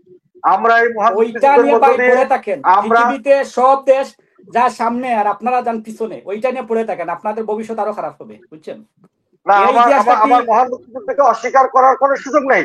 আমরা মহান মুক্তিযুদ্ধের মহান মধ্যে দিয়ে আমরা মুক্তিযোদ্ধা? একটি শুনেন স্বাধীনতা, ভাই, আমরা একটি মহান রাষ্ট্র মুক্তি পেয়েছি, পৃথিবীর আমরা একটি ইতিহাসে আপনাকে সার্বভৌম পেয়েছি, আমরা একটি স্বাধীনতার পতাকা পেয়েছি, সংজ্ঞা হচ্ছে কি আমরা একটি জাতীয় সঙ্গীত আপনার পেয়েছি, খাদ্য, আমরা বস্ত্র, আমাদের শুনেন, খাদ্য, বস্ত্র, বাসস্থান, চিকিৎসার স্বাধীনতার নাম হচ্ছে স্বাধীনতা। আপনারা স্বাধীনতার যুদ্ধের নামে 54 বছর ধরে বাংলাদেশের 16 কোটি মানুষকে জিম্মি করে যাবে, চুরি, ডাকাতি, মানি লন্ডারিং করতেছেন। এজন্য তো লজ্জা থাকা প্রয়োজন ছিল আপনাদের। মুক্তিযুদ্ধের চেতনা বলতে এটা বুঝায়নি আপনার যারা কোটি কোটি চুরি টাকা, করবে বিলিয়ন তারা বিলিয়ন লজ্জা টাকা পাবে। আপনার পাচার করার আপনি জন্য। আপনি আপনি আপনি আপনি আপনি এই মহান গত 54 মুক্তিযুদ্ধকে বছর এভাবে খাটো কোন করতে পারেন রাজাকার না। দেশ চালায়, শুনেন, গত 54 আপনি বছর এই কোন মহান রাজাকার দেশ মুক্তিযুদ্ধকে চালায় এভাবে নাই, কোনো অবস্থায় খাটো করতে পারেন মুক্তিযোদ্ধারা না। দেশ চালিয়েছিল। আপনি শেখ খাটো করতে মুজিবুরকে, পারেন না। আপনি শেখ আপনি মুজিবুর আপনি কি স্বীকার রহমানের, করেন? শুনেন, আপনি কি স্বীকার করেন বাংলাদেশ? আপনি কি স্বীকার করেন যে আপনি বাঙালি জাতীয়তাবাদী বিশ্বাসী? আপনি আমি স্বাধীন সার্বভৌম বাংলাদেশি রাষ্ট্রের প্রতি জাতীয়তাবাদী বিশ্বাসী? বিশ্বাসী, আমি বাঙালি জাতীয়তাবাদী বিশ্বাসী, আমি বাংলাদেশি জাতীয়তাবাদী বিশ্বাসী। বাঙালি একটা জাতীয়তাবাদ, বাংলাদেশি জাতীয়তাবাদ, বাঙালি জাতীয়তাবাদ তো আওয়ামী লীগের চেতনা ভাই। আজকে হ্যাঁ, কিন্তু বাংলাদেশ আপনি বলতেছেন জাতীয়তাবাদী বাঙালি দল, জাতীয়তাবাদ, আমি বলতেছি বাংলাদেশি জাতীয়তাবাদে আমরা বিশ্বাস করি। বাংলাদেশি আপনারা জাতীয়তাবাদ, বর্তমান, বাংলাদেশি শুনেন, জাতীয়তাবাদ আপনি কি বিশ্বাসী? ধন্যবাদ অবশ্যই বিশ্বাস করি। জহির ভাই, জুয়েল আপনারা ভাই। যদি শুনেন, বিশ্বাস করেন মাসুদ ভাই, তাহলে সেদিন সেদিন 1971-এর 26শে মার্চ কালুরঘাট বাংলাদেশের বেতার কেন্দ্র বর্তমান, থেকে শুনেন, শহীদ রাষ্ট্রপতি জিয়াউর বাংলাদেশের রহমান উনি বলেছিলেন, we revolt, I am major general Ziaur Rahman, এই ইন্ডিপেন্ডেন্ট অফ জিয়াউর বাংলাদেশ। রহমানকে আপনারা উনি বর্তমান বিএনপি দীর্ঘচিত্তে জিয়াউর রহমানকে উনি স্মরণ করে অস্থায়ী না। রাষ্ট্রপতি থেকে ঘোষণা করে বর্তমান যে উনি বিএনপি, সেদিন এরা বাংলাদেশের জিয়াউর রহমান স্বাধীনতার সাহেবের ঘোষণা করেছেন আদর্শটা কি 100 এবং হাত উনি ধরে। দেশমাতৃকার বিএনপি, টানে বর্তমান বিএনপি উনি আবার জিয়াউর রহমানের ব্যারাকে ফিরে আদর্শকে বিশ্বাস গিয়েছিলেন। করে না। তারেক রহমান এই বেগম খালেদা জিয়ার আদর্শকে ওরা বিশ্বাস করে আমরা না। যদি বিএনপি করতো 19 দফা কর্মসূচিকে তাহলে বিশ্বাস করি, 2020 আমরা সালে মত প্রকাশে শহীদ বিশ্বাস করি, প্রেসিডেন্ট আমরা জিয়াউর একটি রহমান উদার সাহেবকে গণতান্ত্রিক রাজনৈতিক ওরা দল, পাকিস্তানের আমরা চোর মত বলে প্রকাশে আপনার বিশ্বাস ঢাকা করি। বিশ্ববিদ্যালয়ে জুতা জুয়েল নিক্ষেপ ভাই করছে, এবং আপনাদের কোনো নেতা প্রতিবাদ আমরা করে না। প্রকাশ্যে রাজনীতিতে আজ- বিশ্বাস করি। যারা আজকে আপনার লুঙ্গির তলে রাজনীতি করে, যারা আজকে আপনার এগুলো হচ্ছে অন্যভাবে আওয়ামী রাজনীতি লীগের করে, কথা। আরে ভাই, গত 16 বছর ঢাকা তারা বিশ্ববিদ্যালয়ের তাদের ছাত্ররা কাছে ভাই কোথায় এই মিছিল সবক করেছিল? আমাদের নিতে হবে না। গত আপনি কি 16 জানেন বছর এই ডক্টর শফিকুর আপনাদের রহমান লজ্জা থাকা প্রয়োজন। তৎকালীন বেগম সময়ে খালেদা জিয়া 5 বছর জেলে ছিল, একটা মিছিল করতে পারেন নাই মিয়া। আর এখন লম্বা লম্বা কথা বলতেছেন আর আজকে। অন্যান্য সাংবাদিকের তারেক সঙ্গে বৈঠক রহমানকে গত করতেছিলেন। 16 বছর দেশে নিতে পারেন নাই, এখন লম্বা লম্বা কথা বলতেছে। আপনারা তো গুপ্ত, আপনারা গত 16 বছর যারা, আজকে আমি প্রকাশ্য বলতেছি রাজনীতি করি আমরা। তারেক রহমান যথাসময়ে বাংলার মাটিতে ফিরে আসবে। আপনারা গুপ্ত রাজনীতি তারেক করেন। আপনারা রহমান গত 16 যথাসময়ে বছর বাংলার ছাত্রদের মাটিতে ঢাকা ফিরে বিশ্ববিদ্যালয়ে আসবে। একটা মিছিল করতে পেরেছিল? আচ্ছা, জুয়েল ভাই এবং প্রত্যেকটা আন্দোলন সংগ্রামে প্রত্যেকটি অর্জন আমি, বাংলাদেশের, শুনেন, প্রত্যেকটি অর্জন বর্তমান যে বাংলাদেশ বিএনপি আমি জাতীয়তাবাদী বলতেছি, দলের 2 অর্জন। তৃতীয়াংশ ওরা ওই হচ্ছে রাজাকার, প্রেসিডেন্ট জিয়াউর রহমান বিরোধী। ওই রাজাকার আল বদর আল শামস, ওই কলেবটর বাহিনীর কোনো অর্জন নেই এই বাংলাদেশে। আবার এই এই যে বাংলাদেশটাকে আপনিও আওয়ামী লীগের পিছিয়ে দেওয়ার ভাষায় জন্য, কথা বলতেছেন, আপনি পিছিয়ে বিএনপি দেওয়ার বিরোধী। জন্য আপনি আমরা বিএনপি বিরোধী। দুইজনের মাইক অফ করে দিলাম। এখন সময় হলো ইঞ্জিনিয়ার মুরসাল হোসেন জয়ের, জামাত থেকে। ইঞ্জিনিয়ার মুরসাল হোসেন জয়, দুইজনের বক্তব্য শুনেছেন, এবার আপনার বক্তব্য। জি ভাই, আসসালামু আলাইকুম। এখানে উপস্থিত আছেন আজকের পরিচালক সৈয়দ মাসুক ভাই সহ 2 আলোচক এবং এখন যারা লাইভে অনুষ্ঠান দেখছেন এবং ভবিষ্যতে দেখবেন, সবাইকে সালাম, আসসালামু আলাইকুম ওয়া রাহমাতুল্লাহ। ভাই, আপনি জানেন আমি আপনার টক শোতে অনেক আসি, অনেক কথা বলি। আসলে আমাদের তো রাজনীতি, হাঙ্গামা রাজনীতি আমার নিজেরও পছন্দ না। টক শো তো হাঙ্গামা, এটাও আমার পছন্দ না। একজন কথা বলবে, প্রশ্ন থাকবে, প্রশ্নের উত্তর দিব, ব্যাস, এটাই রাজনীতি। আমি মনে করি এটাই টক শো। যাই হোক, আমার জহুরুল ভাই বলছেন আমিরে জামাত ক্ষমা করেছেন। আসলে আপনারা ভাষাটা এখনো বুঝতে পারেন নাই, মানে 13 মাস পরে এসে আপনারা ভাষা বুঝতে পারেন। আমিরে জামাত বলেছে, ভাই কথা বলি শেষ করি, আপনি আপনার সময় বলবেন। আমিরে জামাত বলেছিলেন আওয়ামী লীগ জামাতের উপরে যে নির্যাতন করছে আমরা তার জন্য কোনো বিচার করব, মানে বিচার চাই না।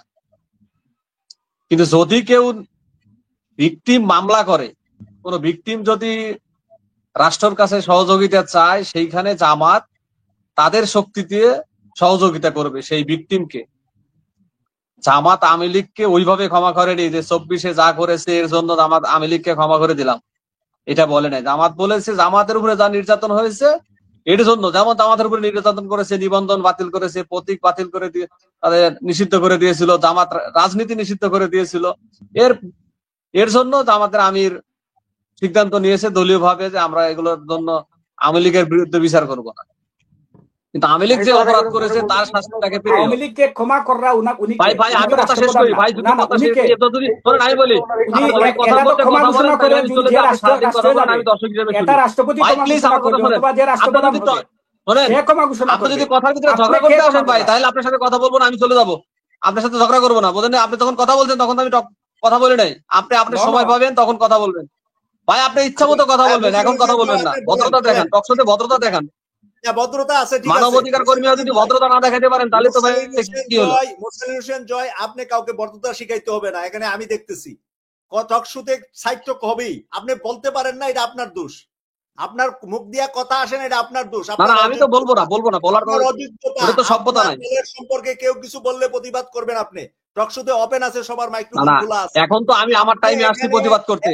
এখানে না এখানে এসে কথা ভাই, বলতে আমি জানেন তো না, এখন আসছি প্রতিবাদ আপনার করতে, নাকি বিষয়ে আমার তো টাইম আছে। আমি আরেকজনকে আপনি ইয়ে করার দরকার নাই। আপনি আপনার কথা বলেন। ভাই আমি এখন কথা বলতে আসছি, এখন তো ঝগড়া করবো না, এখন কথা বলবো। হ্যাঁ বলেন, আপনি কি বলতে আরেকটা পারেন বলেন, ভাই, শুনি। হ্যাঁ বলেন। আচ্ছা বলতেছি। আর ওই যে আমাদের বিএনপির ভাই যে বলছে আমরা মানে, উনি প্রকাশে বলে দিছে, আমাদের তো ইঙ্গিত করছে। এখন তো ওনারা স্লোগানই দেয়, রাজাকারের স্লোগান। ভাই, আর রাজাকারের গন্ধ কি আমাদের 91 সালে ছিল না? 1991 সালে তখন তো মানে খুব মিষ্টি লাগছে। বাংলাদেশে এখন যা চলতেছে, আজকে যা হয়েছে বিপিনুরের উপরে, এটা তো সম্পূর্ণ আপনাকে বুঝতে হবে। এখন বিরোধী দল বানাইছে জাতীয় পার্টিকে।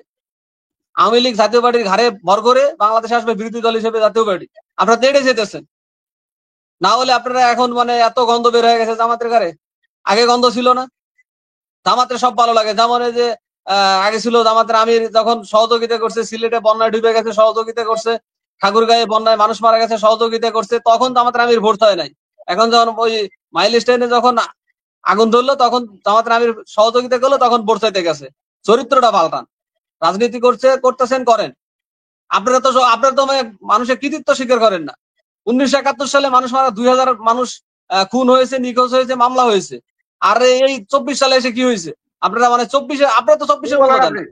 কি 24-এর বলেন আপনি? আন্দোলন না হলে আপনি 71 খালেদা মারা জিয়া গেছে। দেশের বাইরে চিকিৎসা আপনি পাইতো এটা না। ধিক্কার জানাই, এবার 24-এর তীব্র আন্দোলন না প্রতিবাদ হলে, জানাই। 24-এর আপনি আন্দোলন কোথায় না পেলেন হলে 71-এ মহান মুক্তিযুদ্ধে 2000 লোক নিহত হয়েছে? আপনি কোথায় পেলেন? ভাই, আমি কোথায় মামলার কথা পেলেন আপনি বলছি। এটা? মামলা হয়েছে, আপনি ভালো করে ইতিহাস দেখেন। 1971 সালে 2000 মানুষ নিখোঁজ এবং নিখোঁজ হয়েছে, এটা পুলিশ না, মামলা আপনি আপনি হয়েছে। আপনি আর এই 24 সালে এসে আপনি যদি 24 সালে আন্দোলন না হইতো, এই স্বাধীন না হইতো, যেখানে 2732 জন বেসরকারি ভাবে লিখিত রিপোর্ট আসতে 2732 জন মানুষ জীবন দিছে, এই জীবন দেওয়ার বিনিময়ে আপনি খালেদা জিয়া দেশের বাইরে, আপনি এত হেরাম, এত ক্ষমতা, তো দেশে খালেদা জিয়ার বাইরে পাঠাতে পারেন নাই বিদেশে? সবাই তো লুঙ্গি তুলে পালাইছিলেন যখন খালেদা জিয়া জেলে দিছিল, তখন কি করছেন? কয়জন মানুষ জীবন দিচ্ছেন? তখন দেখতাম, হ্যাঁ আপনার কাছে 442 জন মানুষ মারা গেছে, আপনি যায় নাই। রিপোর্ট করেন 45 জন মানুষ মারা গেছে। তো কয়জন মারা গেছে আপনার কাছে? যখন খালেদা জিয়া জেলে গেছিল তখন কি করতে পারছেন? দেশের কিছু বাইরে তো যায় করতে নাই। পারেন নাই। তখন তো আপনার এই যে আমরা তো আন্দোলন করতে চাইছিলাম, মির্জা আব্বাস আন্দোলন করতে দেয় নাই, আমাদের কাছে প্রমাণ আছে। এখন লম্বা লম্বা কথা বলেন। আপনার নেতার সবগুলো মামলা খালাস। যদি আমরা যদি রাজাকার হই, তাহলে তো আপনার নেত্রী এতিমের এতিমের টাকা আত্মসাৎ করছে, এটা তো আরে প্রমাণিত। ভাই, আপনার যদি শেখ নেতা, হাসিনার ক্যাঙ্গারু আপনার আদালতে, নেতা ডক্টর শেখ হাসিনার ডক্টর আব্দুল্লাহ মোহাম্মদ ক্যাঙ্গারু তাহের সাহেব আদালতে যদি নায়েবে এটাই আমির, প্রমাণ হয় যে ওনার যে জামাতের মামলা সব ছিল, তাদেরকে ঠিক ফাঁকি দেওয়া হয়েছে, তারা রাজাকার, তাহলে আপনার আমরা নেত্রী যে এতিমের টাকা মেরে রেখেছে, এটাও তো সত্য। তারপরে তারেক জিয়াকে যে খাম্পা তারেক বলে, এটা তো সত্য। তাহলে শেখ হাসিনা যে দুর্নীতি মামলা করেছে তারেক জিয়া, সবই তো সত্য। আপনি সুবাইদুর রহমানের বিরুদ্ধে যে দুর্নীতি মামলা দিছিল, তাহলে তো যদি ওইটাই হয়, শেখ হাসিনার ক্যাঙ্গারু আদালতে প্রমাণিত বিচার যদি সবই আপনারা এক দলেরটা মানবেন, নিজেরটা মানবেন না, তাহলে নিজেরটা মেনে নেন।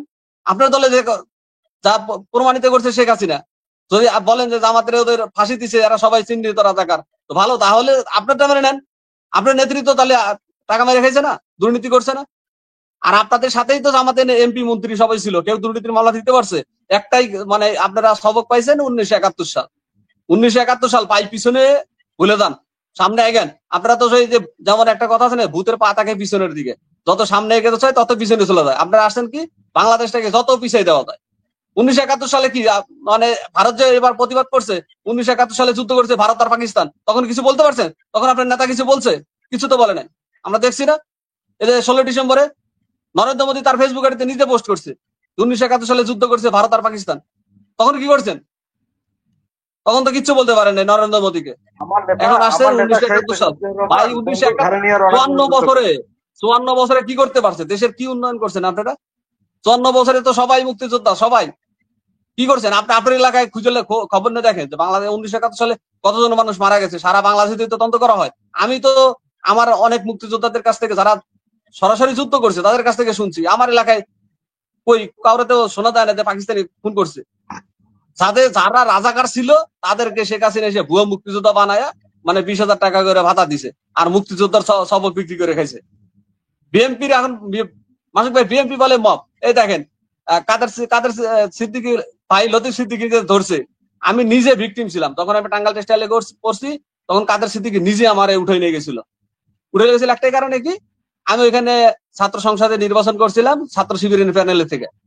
যখন আমাকে তুলে নিয়ে গেছে উনি তো ওই সময় মানে আওয়ামী লীগের লেজু ছিল, গামছা মার্কা হলে কি হবে, শেখ হাসিনা ওনার বোন ছিল, আমাকে নিজে উঠে নিয়ে গেছিল ওনার লোক দিয়ে, 3 দিন আমাকে আটকে রাখছিল। এখন আসছে মুক্তিযোদ্ধার সবক দেখাই দেয় ভাই, কাদের লতিফ সিদ্দিকীদের যে গ্রেপ্তার করছে ভাই, 1 মিনিট শেষ করে দেয়, লতিফ সিদ্দিকীদের যে নিয়ে গেছে ভাই, লতিফ সিদ্দিকীকে নেয় না 1971 সালে মুক্তিযোদ্ধাদের নেয় নাই, নিয়েছে 2024-এর ফেসিবাদী মানে যারা খুনি, যাদের মদতাতে মানুষ খুন করেছে, ছাত্রদের খুন করেছে, তাদেরকেই পুলিশ নিয়ে গেছে। ওই দিনকে প্রতিবাদ করছে ছাত্র জনতা, আপনারা সেগুলো মব বলে বলে চিল্লাইতেছেন। বিএনপি রুমিন ফারানা কিছু হলেই মব, ওনার ফেসবুক আইডিতে আমি আজকেও দেখলাম উনি মব এখনো পড়ে আছে। ভাই বাংলাদেশের মব আছে? মব কোথায় ছিল যখন মাহমুদুর রহমান রে মারছিল, সাদেক হোসেন খোকাকে যখন পিটাইছিল, মাথা ফাটাই দিছিল, তখন আপনার মব কইছিল? তখন মব ছিল না, এখন মব বের হয়ে গেছে না। মুক্তিযোদ্ধাকে আপনারা এত ভালোবাসেন, তো সাদেক হোসেন খোকা তো মুক্তিযোদ্ধা, কি করছেন তখন? তখন মব ছিল না, তখন তার মাথা ফাটাই দিছিল, রক্ত বেরোছিল। কুষ্টিয়াতে যখন মাহমুদুর রহমানকে আদালত প্রাঙ্গণে যখন মাথা ফাটায় রক্ত বের করেছে, তখন মব ছিল না, এখন সব মব হয়ে গেছে না। ভাই এগুলো বাদ দেন, বাংলাদেশকে সাজাইতে হলে বাংলাদেশের রাজনীতি করতে হবে, কোন দেশের উপরে ভর করে বাংলাদেশের রাজনীতি করা যাবে না। দেশের মানুষকে নিয়ে, সবাইকে নিয়ে রাজনীতি করতে হবে। আর বাংলাদেশের রাজনীতিক সব দলের দোষ আছে ভাই, 24-এর আন্দোলনের পর, 24-এ 5 আগস্টের পরে সব দলের দোষ আছে। সবার উচিত ছিল দেশটাকে সাজানো, কিচ্ছু করতে পারে নাই না। এই সরকার করছে দেশের জন্য কিচ্ছু করতে পারে না, না একটা বিচার করতে পারছে। আমরা 13টা মাস পার করে দিছি, আমাদের একটা বিচার দেখাতে পারেন এই সরকার, কি বিচারটা করতে পারছে? এখনো তদন্ত চলে। আরে ভাই 1 বছর লাগে তদন্ত করতে নাকি? যেগুলো প্রকাশে দিবালোকে চোখের সামনে ঘটনা করছে সেগুলোর এত তদন্ত লাগে নাকি? ভিডিও ফুটেজ আছে, অসংখ্য ভিডিও ফুটেজ আছে, আমার কাছে আছে ভিডিও ফুটেজ, অসংখ্য ভিডিও ফুটেজ, আমার চোখের সামনে পুলিশ গুলি করে মারছে, এগুলোর এত তদন্ত লাগে নাকি? একটা বিচার করতে পারছে? এরা কি নির্বাচন করবে? নির্বাচন করলে কেন্দ্রে কাউ যেতে পারবে না, আওয়ামী লীগ ভোট দিতে পারবে না, কিন্তু ভোট কেন্দ্র সাইজ করতে যাবে, ভোট দিতে যাবেন না। এই পুলিশ গুলো কি করবে? আজকে বিভিন্ন পুলিশ সেনাবাহিনী যেভাবে পিটাইছে, আমি কিন্তু বিপিনুরের বিরুদ্ধে ফেসবুকে পোস্ট করছি, কিন্তু আজকে বিপিনুরে যখন পুলিশ আর সেনাবাহিনী পিটাইছে, সত্যি কথা বলতে পাই আমার চোখ দিয়ে পানি বের হয়েছে। কারণ যিনি এই 5 আগস্টের আন্দোলনে তিনি জেলে ছিলেন, তাকে পিটাইছে, ফুটবলের মতো পিটাইছে ডিবি কার্যালয়ে, তাকে আজকে যেভাবে সেনাবাহিনী পিটাইছে, পুলিশ পিটাইছে, ভাই এটা সম্পূর্ণ ভারতের র পিটাইছে। আর এর জন্য দায়ভার সেনাপ্রধানকে অবশ্যই জবাব দিতে হবে জাতির কাছে। কিভাবে আজকে এবং পুলিশ প্রধানকে জবাব দিতে হবে, কিভাবে সেনাবাহিনী এবং পুলিশ আজকে বিভিন্নের উপরে আক্রমণ করলো, অবশ্যই জবাব দিতে হবে। ধন্যবাদ ইঞ্জিনিয়ার মোস্তাফিজ হোসেন জয়। আবার আসবো আপনারা দুইজনের কাছে, রাজনীতিবিদরা কথা বলবেন। আমরা আবার একটু জহিরুল ইসলাম ভাইয়ের কাছে যাচ্ছি। দুইজন রাজনীতিবিদে তাদের রাজনৈতিক অনেক কথা বলেছে, পিছনের কথায় জহির ভাই যাবেন না, পিছনের কথায় একটু বিতর্ক হবেই। টকশো মানি তো এখানে টক জাল মিষ্টি থাকবে, সব কথাই আপনার পক্ষে যাবে না, সব কথা জুয়েল ভাইয়ের পক্ষে যাবে না, সব কথা মুরসালিন ভাইয়ের পক্ষে যাবে না। আমরা টু দা পয়েন্টের সামনে আগাই। সামনে আগানোর পিছনে আজকের যে দ্বিতীয় গুরুত্বপূর্ণ বিষয়টা হলো দেশের সকল সমস্যা সমাধানের জন্য জামাতের 2 শীর্ষ নেতা, বিএনপির 1 শীর্ষ নেতা বৈঠক করেছে 2 ঘন্টা। 2 ঘন্টা বৈঠকে কোনো ফলাফল হয় নাই, বৈঠক উড্ড হয়েছে। এখানে সংস্কার, বিচার, পিআর পদ্ধতি, এই সমস্ত গুরুত্বপূর্ণ বিষয়গুলা ছিল। জামাত বিএনপি সরকারের বাইরে পার্সোনাল বসছিল, এতে কোনো ফলাফল ছাড়া উঠে গিয়েছে। আর উঠে যাওয়ার কয়েক ঘন্টার ভিতরে বিপি নূরকে মেরে, হয়তোবা কয় না কিনা ইয়ে মেরে, মানে বউকে শাসন করে কাউকে মেরে, এরকম একটা কথা আছে না এলাকায়, এরকম বিপি নূরকে মেরে আজকে জামাত বিএনপিকে বুঝাইয়া দিল তোমাদেরকে এরকম ঠান্ডা করা হবে। আমি মনে করছি, আপনি কি মনে করেন এটার উপরে কথা বলবেন জহিরুল ইসলাম? এটা আজকে তো সে আপনার বিপি নুরকে মারিয়ে যে আপনি যে বললেন যে সিলেটে গাওয়ালি ভাষা বলে যে আপনার বউকে মারিয়ে আপনার শ্বশুরকে শিক্ষা দেওয়া, এটা তো আজ থেকে 3 মাস আগে আপনি দেখছেন কিনা সেনাপ্রধানে তার ভাষণে প্রকাশ্যে বলেছিল যে আমি আপনাদেরকে সতর্ক করে দিতেছি, এখনো সময় আছে, আপনারা ভালো হয়ে যান। যেমন লাগতেছে শিক্ষক শ্রেণী প্রাইমারি স্কুলের টিচার ছাত্রদেরকে আপনার দমকাইতেছে। আমাদের 25শে ফেব্রুয়ারি বলেছিল 25শে ফেব্রুয়ারি 2025 সালে সে বলেছিল, দমকাইয়ে বলেছিল, আমাদের নেতাদের যদি শরম থাকতো, লজ্জা থাকতো, ওই দিন ওরা রাজনীতি থেকে পদত্যাগ করে সব দলের নেতারা পালিয়ে যেত, বুঝছেন? কিন্তু এগুলার শরম নাই। আমি এখানে বলতেছি, আমরা সবচেয়ে বেশি, আপনি মাসুদ ভাই সাক্ষী আছেন, লন্ডনে আমরা সবচেয়ে বেশি আন্দোলন সংগ্রাম করেছি। ম্যাডাম খালেদা জিয়ার যখন নাম নেওরা লন্ডনে ছিল না, তখন একমাত্র আমরা ছবি টাঙ্গিয়ে আপনার আন্দোলন করেছিলাম। কিন্তু আজকে যখন লন্ডনে আমি দেখি, আপনি দেখবেন, আমি একটা জিনিস আমি ক্লিয়ার করতেছি, বিএনপি জামাতের যারা গত 16 বছর আপনার ভুক্তভোগী ছিল, গত 16 বছর যারা আপনার হামলা মামলার শিকার ছিল, এরা কিন্তু ডিভাইডেড করতেছে না আসিয়া। আপনি দেখেন লন্ডনে বিএনপির সবচেয়ে বেশি আন্দোলন সংগ্রাম কারা করেছে? মালিক ভাই করেছে, কৈশোর ভাই করেছে, এদের নেতৃত্বে। আপনি কি পাবেন এদের আজ পর্যন্ত একটা স্ট্যাটাস পেয়েছেন আপনার জামাতের বিরুদ্ধে? পাবেন না। কিন্তু লন্ডনের মধ্যে আমরা যে সমস্ত বিএনপি নেতাদেরকে আপনার টানিয়া প্রোগ্রামে আনতে পারি না, এখন ওগুলা প্রতিদিন 100টা স্ট্যাটাস দেয় জামাতের বিরুদ্ধে। ইভেন কি জামাতের পর্যন্ত যে সমস্ত নেতাদেরকে টানিয়া ইসলাম মসজিদের বাইরে আনতে পারি নাই, এরা এখন প্রতিদিন 100টা স্ট্যাটাস দেয় আপনার আওয়ামী লীগ বিএনপির বিরুদ্ধে। কারণ হচ্ছে কি, এই দুইটা অংশ হচ্ছে আপনার র এবং আওয়ামী লীগের প্রশিক্ষিত। কারণ হচ্ছে কি, এরা চাইতেছে এই দুইটা দলকে যদি আপনার ডিভাইডে রাখা যায়, তাহলে হচ্ছে এখানে ভারত এবং আপনার রর আপনার ফায়দা। আজকে যে আপনি যেটা বলতেছেন, এক টেবিলে বসে যে তারা যে আলোচনা আসতে পারছেন না, এখানেও রর হাত ছিল।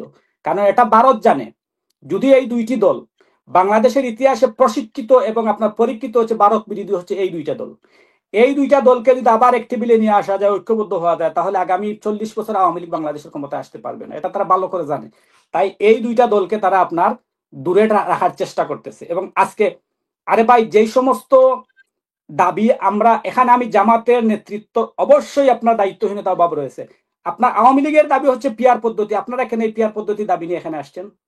আপনারা এটা নিয়ে করতে পারতেন, বিএনপির সাথে একটা সমঝোতা হতে পারতো, যেটা গত 24 বছর আপনার 20 বছর আপনার জাতীয় পার্টি করেছিল আওয়ামী লীগের সাথে, যে আমাদেরকে আপনারা সম্মানীয় আসন দিবেন 70, 80, 90টা, আপনারা সরকার থাকবেন, আমরা 2 দেখি। এই সমস্ত যে সমস্ত যৌক্তিক দাবি দেওয়া আছে, এগুলো নিয়ে সামনে আসেন ভাই। দেশের মানুষ যেটা বুঝেন, এই সমস্ত দাবি নিয়ে আপনারা আসবেন না, বুঝছেন? এখন হচ্ছে কি, আমি আপনাকে বলি, এখনো সময় আছে। আমি গত 1 বছর ধরে এটাই বলতেছি, এবং বিএনপির যারা এদেশে আন্দোলন সংগ্রাম করেছে তারাই বলতেছে, জামাতের অরিজিনাল যারা আন্দোলন সংগ্রাম করেছে এদেশে, তারাই বলতেছে যে আমাদেরকে এক হতে হবে, না হইলে আজকে বিপিন উর্রে দিয়ে আপনার সেনাবাহিনী একটা জাস্ট মেসেজ দিয়েছে।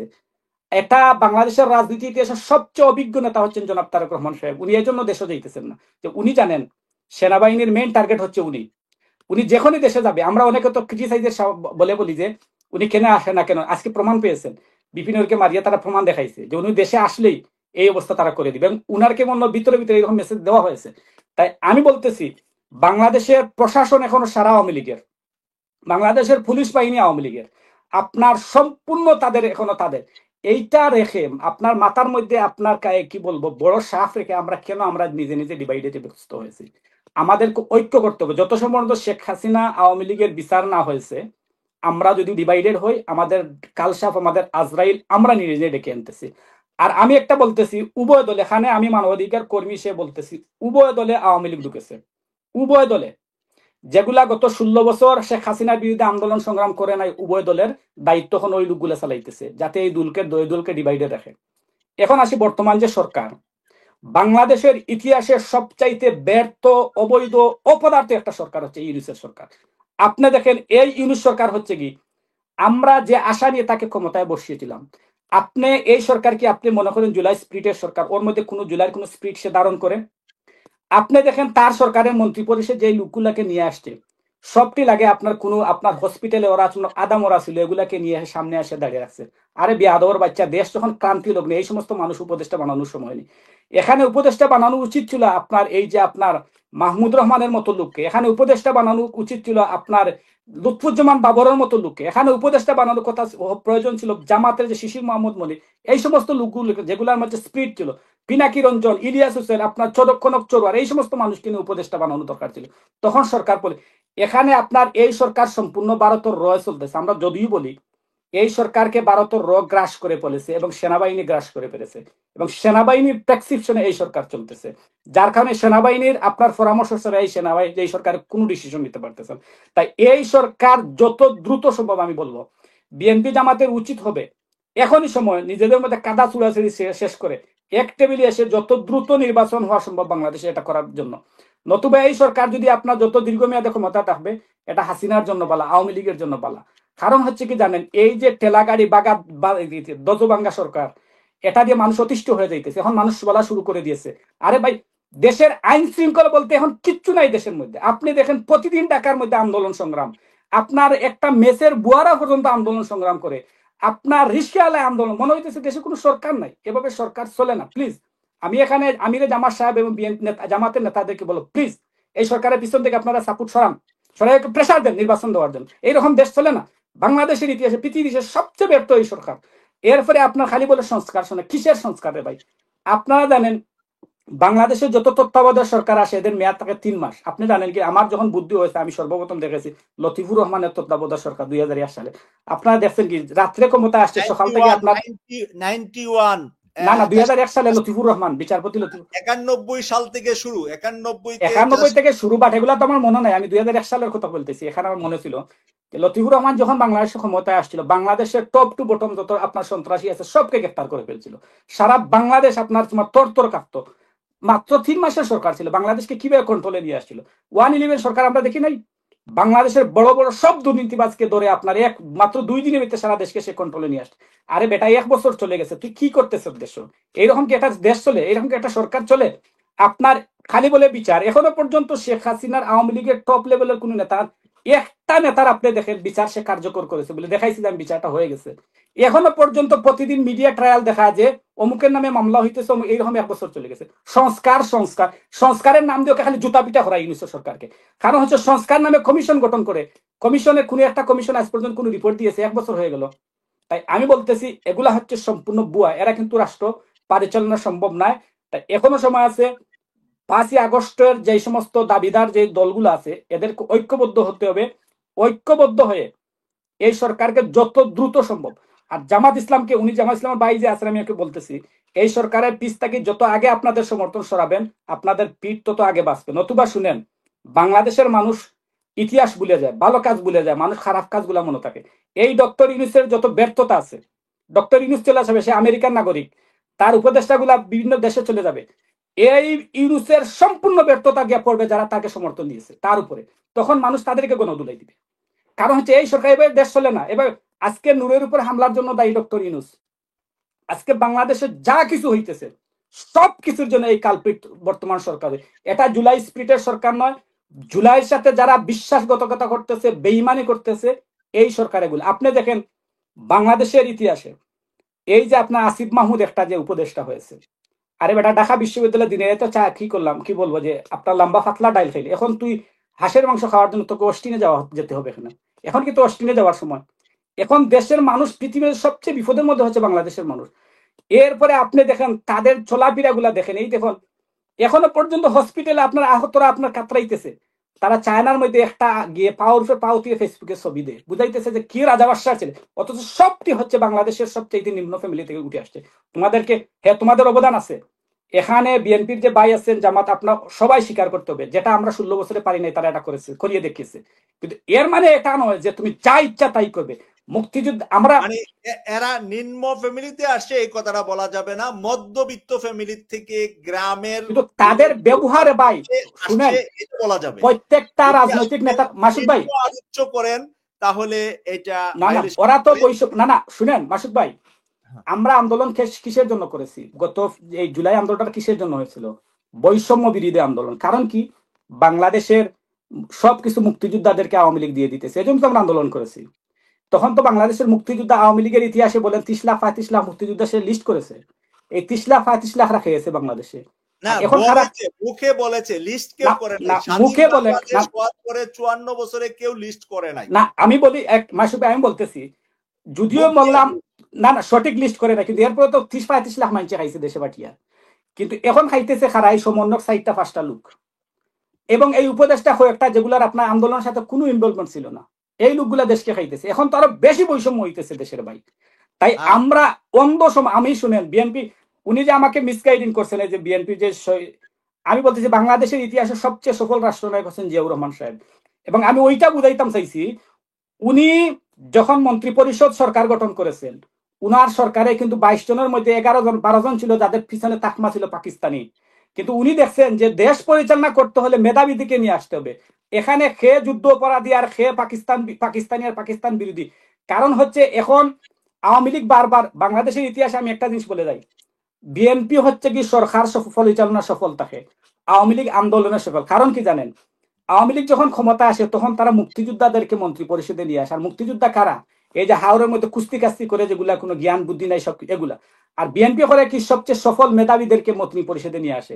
এতে সে পাকিস্তানি হোক আর পাকিস্তান বিরোধী হোক, যেটা জিয়াউর রহমান সাহেব করেছিলেন। ওনার 22 জনের মধ্যে 12 জন কিন্তু ওনাদের পিছনে পাকিস্তানি দাগ ছিল।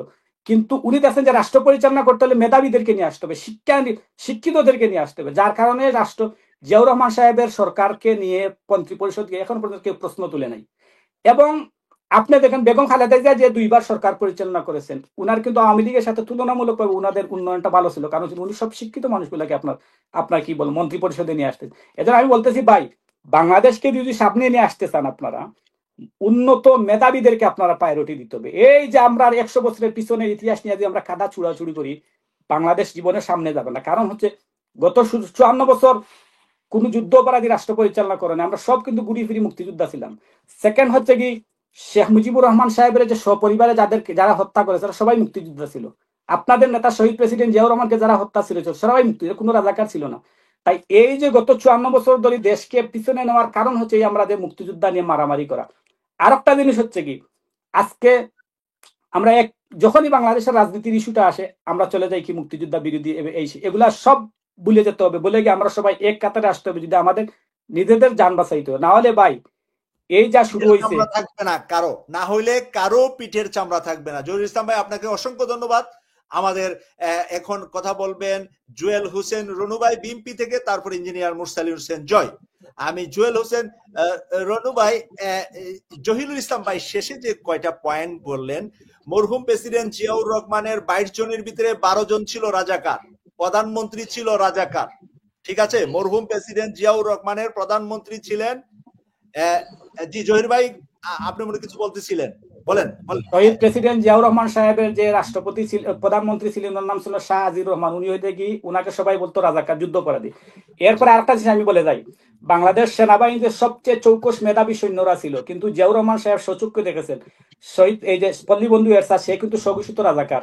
সে কিন্তু বাংলাদেশের সমস্ত সেনাবাহিনী যখন পাকিস্তানের সাথে আপনার শহীদ প্রেসিডেন্ট জিয়াউর রহমান সাহেব যখন আপনার উই রিভোল্ট বলে ঘোষণা দিলেন 71 সালে, তখন সব অফিসাররা কিন্তু পাকিস্তানি সৈন্যদের বিরুদ্ধে আপনার বিদ্রোহ ঘোষণা করে যুদ্ধে ঝাঁপিয়ে পড়েছিল। কিন্তু এরশাদ সাহেব কিন্তু তখন পাকিস্তানে আপনার কি আরামায় এসে থেকেছিলেন। কিন্তু জিয়াউর রহমান সাহেব ক্ষমতায় আসার পরে বাংলাদেশের সমস্ত মুক্তিযোদ্ধা সেনাবাহিনীদেরকে রেখে উনি পাকিস্তান থেকে জেনারেল এরশাদকে এনে সেনা প্রদান করেছিলেন। উনি দেখেছিলেন জেনারেল এরশাদ হচ্ছে মেধাবী চৌকস সেনা, যে বাংলাদেশকে সাজাইতে হলে, বাংলাদেশের সেনাবাহিনীকে ডেভেলপ করতে হলে আমার চৌকস সেনাবাহিনীর প্রয়োজন। কারা যুদ্ধের মাটিকে কুস্তি করলে এদেরকে দিয়ে রাষ্ট্র পরিচালনা সম্ভব নয়। ধন্যবাদ। আপনাকে ধন্যবাদ জহির ভাই। আমি জুয়েল ভাইকে যে প্রশ্নটা করতেছিলাম, মরহুম প্রেসিডেন্ট জিয়াউর রহমানের 22 জনের ভিতরে 12 জন রাজাকার ভারত পাকিস্তান পন্থী ছিলেন, তারা পাকিস্তানকে বিশ্বাস করতেন, মুক্তিযুদ্ধের বিরোধী ছিলেন। বেগম খালেদা জিয়ার মন্ত্রী পরিষদে আব্দুল আলিম বিএনপি থেকে মন্ত্রী ছিলেন, জামাত থেকে 2 জন ছিলেন, আরো কেউ ছিলেন, এই 3 জন আমি যতটুকু জানি পরিষদে। এখন আপনি যে সালাউদ্দিন কাদের চৌধুরী এই সহ 4 জন বললাম। এখন আপনি জুয়েল ভাইয়ের জন্ম হয় নাই, আপনার বাপ দাদার জন্ম তখন 71 সালে আপনার জন্ম হয় নাই, 71 সালে আমার জন্ম হয় নাই, এখানে মুরসালিন ভাইয়ের জন্ম হয় নাই, জহির ভাইয়ের জন্ম হয় নাই। আপনি 71 নিয়ে যদি বসে থাকেন রুমিন ফারহানার গান, তাহলে কিন্তু ওই লঙ্গির তলে মানে আপনারা চলে যাবেন। যেই এই গান গাবে, এটা এই না যে মুরসালিন হোসেন জয় বাইরে থাকবে, উনিও চলে যাবে লঙ্গির তলে। তা এই গান মানে জাতিকে নতুন কিছু, মানে যেই কথা বললে আপনার প্রেসিডেন্ট প্রতিষ্ঠাতা প্রেসিডেন্টের উপরে চলে যা, যেই কথা বললে আপনার দলের নেত্রী বেগম খালেদা জিয়ার বিরুদ্ধে চলে যা, সেই কথা নিয়ে পড়ে থাকলে অনেকে আপনার বিরুদ্ধে কমেন্টস লিখতেছে, অনেকেই লিখতেছে আপনাকে অজ্ঞ, মানে আপনি আপনার নিজের দলের বিরুদ্ধে গিয়ে 71 নিয়ে বসে আছেন। আমরা কিন্তু লাইভ টক শো করতেছি সামনে নিয়ে।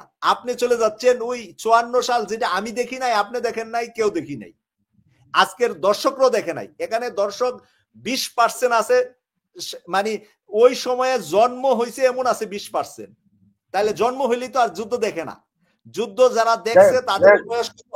যুদ্ধ যারা দেখছে তাদের বয়স এখন হওয়া লাগবে 70-এর উপরে। 70-এর উপরে আমাদের দর্শক তেমন নাই। আমি একটা সেকেন্ড, জুয়েল ভাই শুরু করার আগে আমি একটা সেকেন্ড সময় নিতেছি প্লিজ। হ্যাঁ বলেন। আজকে দেখেন আপনি বাংলাদেশের ইতিহাসে আমাদের স্বচক্ষে, এবং শুধু আমাদের স্বচক্ষে না, পৃথিবীর হাজার হাজার মিডিয়া গুলা দেখেছে বাংলাদেশের জুলাইয়ের, আপনার 24 জুলাইয়ের আন্দোলন। আবু সাইদ যখন 2 হাত আপনার এই যে উজাড় করে দিয়েছিল, তার বুকে যে বুকে গুলি করেছিল, আপনার লক্ষ লক্ষ মিডিয়া আপনার এটা প্রচার করেছিল সরাসরি। মুগ্ধকে যখন গুলি করেছিল সরাসরি সারা পৃথিবী দেখেছিল। কিন্তু ওই আপনার আবু সাইদ এবং মুগ্ধর যে হত্যাকে বর্তমানে আওয়ামী লীগ প্রচার করতেছে, এরা মিথ্যা, এরা নাকি শহীদ হয় না। আপনার বলতেছে মুগ্ধ নাকি এখন প্যারিসের মধ্যে আছে, আবু সাইদ নাকি আপনার যে মালয়েশিয়াতে আছে, এটা নাকি বুয়া। এখন আপনি দেখেন পৃথিবীর সব মিডিয়ার সামনে ঘটনা ঘটার পরে আওয়ামী লীগ বলতেছে এটা মিথ্যা। আর যেই মুক্তিযুদ্ধ আমিও দেখি না, আমার বাপেও দেখে নাই, এবং তাদের আওয়ামী লীগের নেতারা বলতেছে বর্তমান ইতিহাস হচ্ছে 99% হচ্ছে মিথ্যা বুয়া, যাকে ইচ্ছে তাকে মুক্তিযোদ্ধা বানাইতেছে, যাকে ইচ্ছে তাকে রাজাকার বানাইতেছে।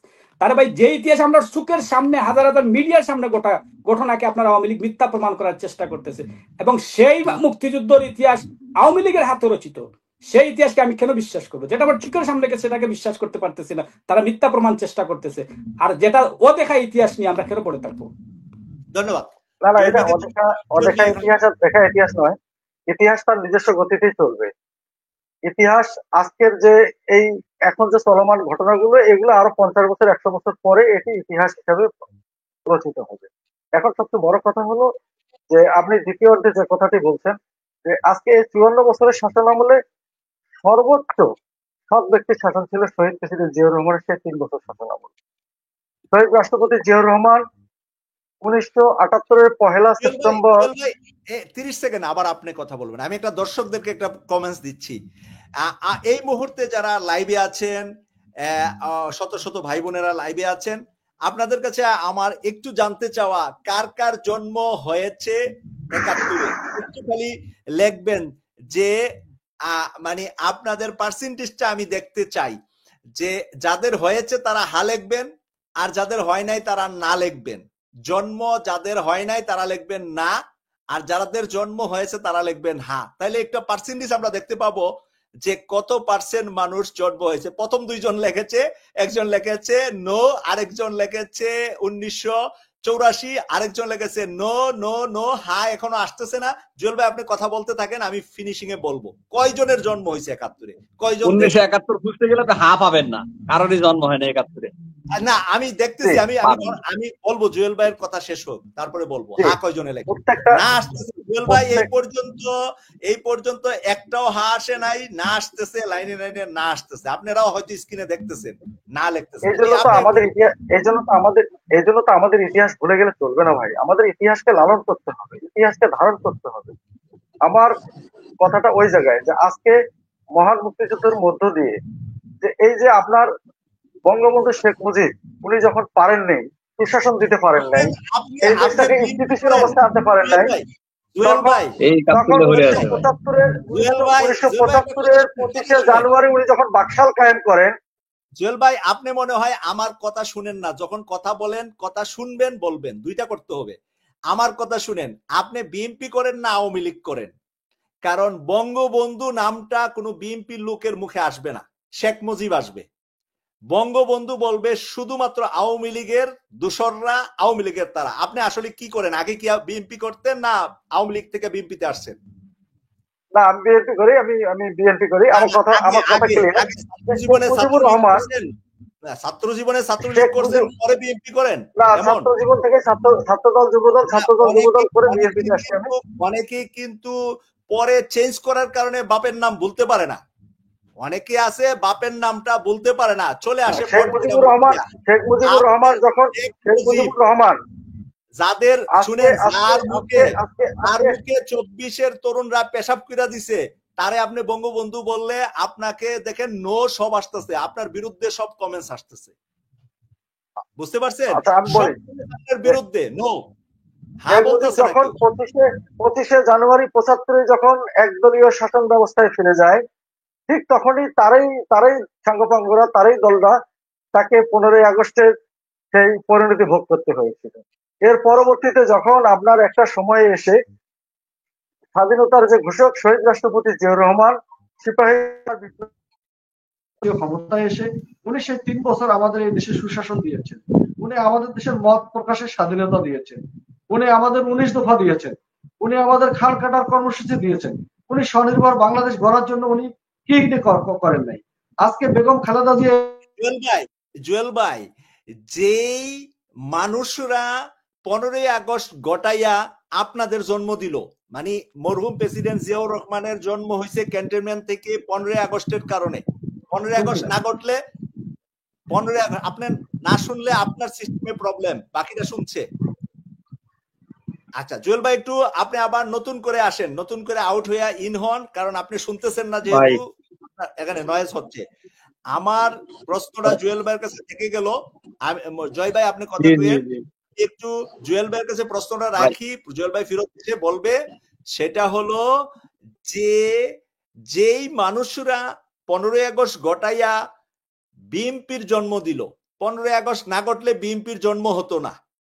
বিএনপির জন্ম দিয়েছে 15ই আগস্ট যারা ঘটিয়েছে তারা, তাদের ফাঁসি হয়েছে।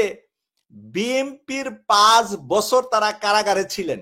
96-তে শেখ হাসিনা আইসা তাদেরকে কারাগারে নিছেন, আবার 2008-এ ক্ষমতায় আইসা তাদেরকে ফাঁসি দিয়েছেন। এই মাঝখানে যে বিএনপি ক্ষমতায় ছিল 2001 থেকে 2006 পর্যন্ত, তাদেরকে কিন্তু মুক্তি দেন নাই, তাদেরকে কিন্তু ছেড়ে দেন নাই।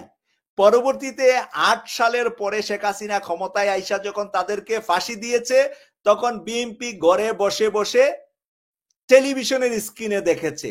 সেই বিএনপি যারা জন্ম দিল, যারা বিএনপিকে জন্ম দিল, মরহুম প্রেসিডেন্ট জিয়াউর রহমানকে জন্ম দিল, তাদের কি রক্ষা করতে পারলো না? এই প্রশ্নটা আমার জুয়েল ভাইয়ের কাছে। বিএনপির যে নেতা কর্মী ভাই বোনেরা এখন আছেন লাইভে, সকল দর্শক যারা জামাত অন্যান্য পার্টির যারা আছেন, তাদের কাছে আমার এই প্রশ্নটা আমি ছেড়ে দিলাম। আমি সত্য বললে আপনারা আমার সত্য হিসাবে কমেন্টস লিখবেন, আমি মিথ্যা বললে কোন জায়গাটা মিথ্যা বললাম সেটাও কমেন্টস লিখবেন, আমি কমেন্টস দেখবো। জি ইঞ্জিনিয়ার ভাই দেখেন আমরা আসলে আমি ভাই দুটোই ইতিহাস বলি, সংক্ষিপ্ত আকারে দুটোই ইতিহাস বলি। যেমন দেখেন 10ই মহরমে যখন কারবালার প্রান্তে যখন ইমাম হুসাইন আলাইহিসসালামকে যখন ইয়া করা হয়, হুসাইন রাদিয়াল্লাহু তাআলা যখন শহীদ করা হয়, ওইখানে কিন্তু ভাই একটা জিনিস সবচেয়ে বেশি কাজ করেছে মুনাফিকি। ইমাম হুসাইনকে 1 লক্ষ মানুষ চিঠি দিছিল যে আপনি আসেন, আমরা বায়াত গ্রহণ করব। কিন্তু উনি যখন কারবালার প্রান্তে গেছিল, উনি কি 100 লোককে পাইছিল? পায় নাই, ওনাকে শহীদ করা হয়েছে। আপনি দেখেন এই বাংলাদেশের বাংলার কলঙ্কজনক অধ্যায় রচনা হয়েছে 1757 সালে 23শে জুন পলাশীর প্রান্তে। ওইখানে 68,000 বাহিনী ছিল, অস্ত্রধারী বাহিনী ছিল নবাব সিরাজদৌলের পক্ষে। স্ট্যান্ডের মাত্র 3,000 সদস্য ছিল নবাব মির্জাফরের পক্ষে। 48,000 বাহিনী অস্ত্র হাতে নিয়ে দর্শকের ভূমিকা তাকায় দেখছে নবাব সিরাজদৌলের কি হয়। তারা নবাব সিরাজদৌলকে বাঁচাইতে পারে নাই। এই জন্য ভাই সংখ্যা দিয়ে কিছু হয় না, সংখ্যার চিন্তা করে লাভ নাই। কয়জন বিশ্বাস্ত ব্যক্তি আছে, আমরা কথা বললে অনেকের বিএনপির তো সহ্য হয় না এখন। আরে ভাই আপনারা 1975 সালে মেজর ডালিমের টকশোতে ইলিয়াস ভাই টকশো করলেন মেজর ডালিমকে নিয়ে, যে ওই দিনকে জিয়াউর রহমান শপথ করেছিল যে বিপ্লবী সরকারকে হটাবে, একটা বিদ্রোহ সেনাবাহিনী বিদ্রোহ করে এই বাকশালকে হটাই দিবে, বিপ্লবী সরকার আসবে। এই বিপ্লবকে মেজর জিয়া বৈধতা দিবে। এটা কি বৈধতা দিছে? দেয় নাই। এমনকি মেজর ডালিমের বউকে চিকিৎসা করতে দেয় নাই। তখন কে ক্ষমতায় ছিল? তখন তো দেশনেত্রী বেগম খালেদা জিয়া ক্ষমতায় ছিল। আরে আপনারা তো বোঝেন না, বেগম খালেদা জিয়া শহীদ জিয়াউর রহমানের বিরুদ্ধে কথা বলার মতো লোক বাংলাদেশে নাই, কিন্তু মির্জা ফখরুলের বিরুদ্ধে কেন কথা বলে আপনারা সেটা তো আগে বুঝতে হবে। এই যে জহির ভাই বলে গেছে যে জিয়াউর রহমান, ভাই জিয়াউর রহমানকে আমিও শ্রদ্ধা করি, কারণ আমার জীবনে ভাই আমি একটা সত্য কথা বলি, আমার জীবনে রাজনৈতিক সর্বপ্রথম স্লোগান ধানের শীষের হয়েছে 2001 সালে যখন 4 দলীয় জোট নির্বাচন করে আমার আসনে জামাতের থেকে প্রার্থী হওয়ার কথা মনোনয়ন চাইছিল, ধানের শীষ থেকেও চেয়েছিল। সমঝোতার মাধ্যমে ধানের শীষ দিছিল, আমি ধানের শীষে সর্বপ্রথম মিছিল করছি ধানের শীষের। আর আমি এখন ধানের শীষের বিরুদ্ধে কথা বলি, তাই আপনাকে আগে ওই জিনিসটা বুঝতে হবে।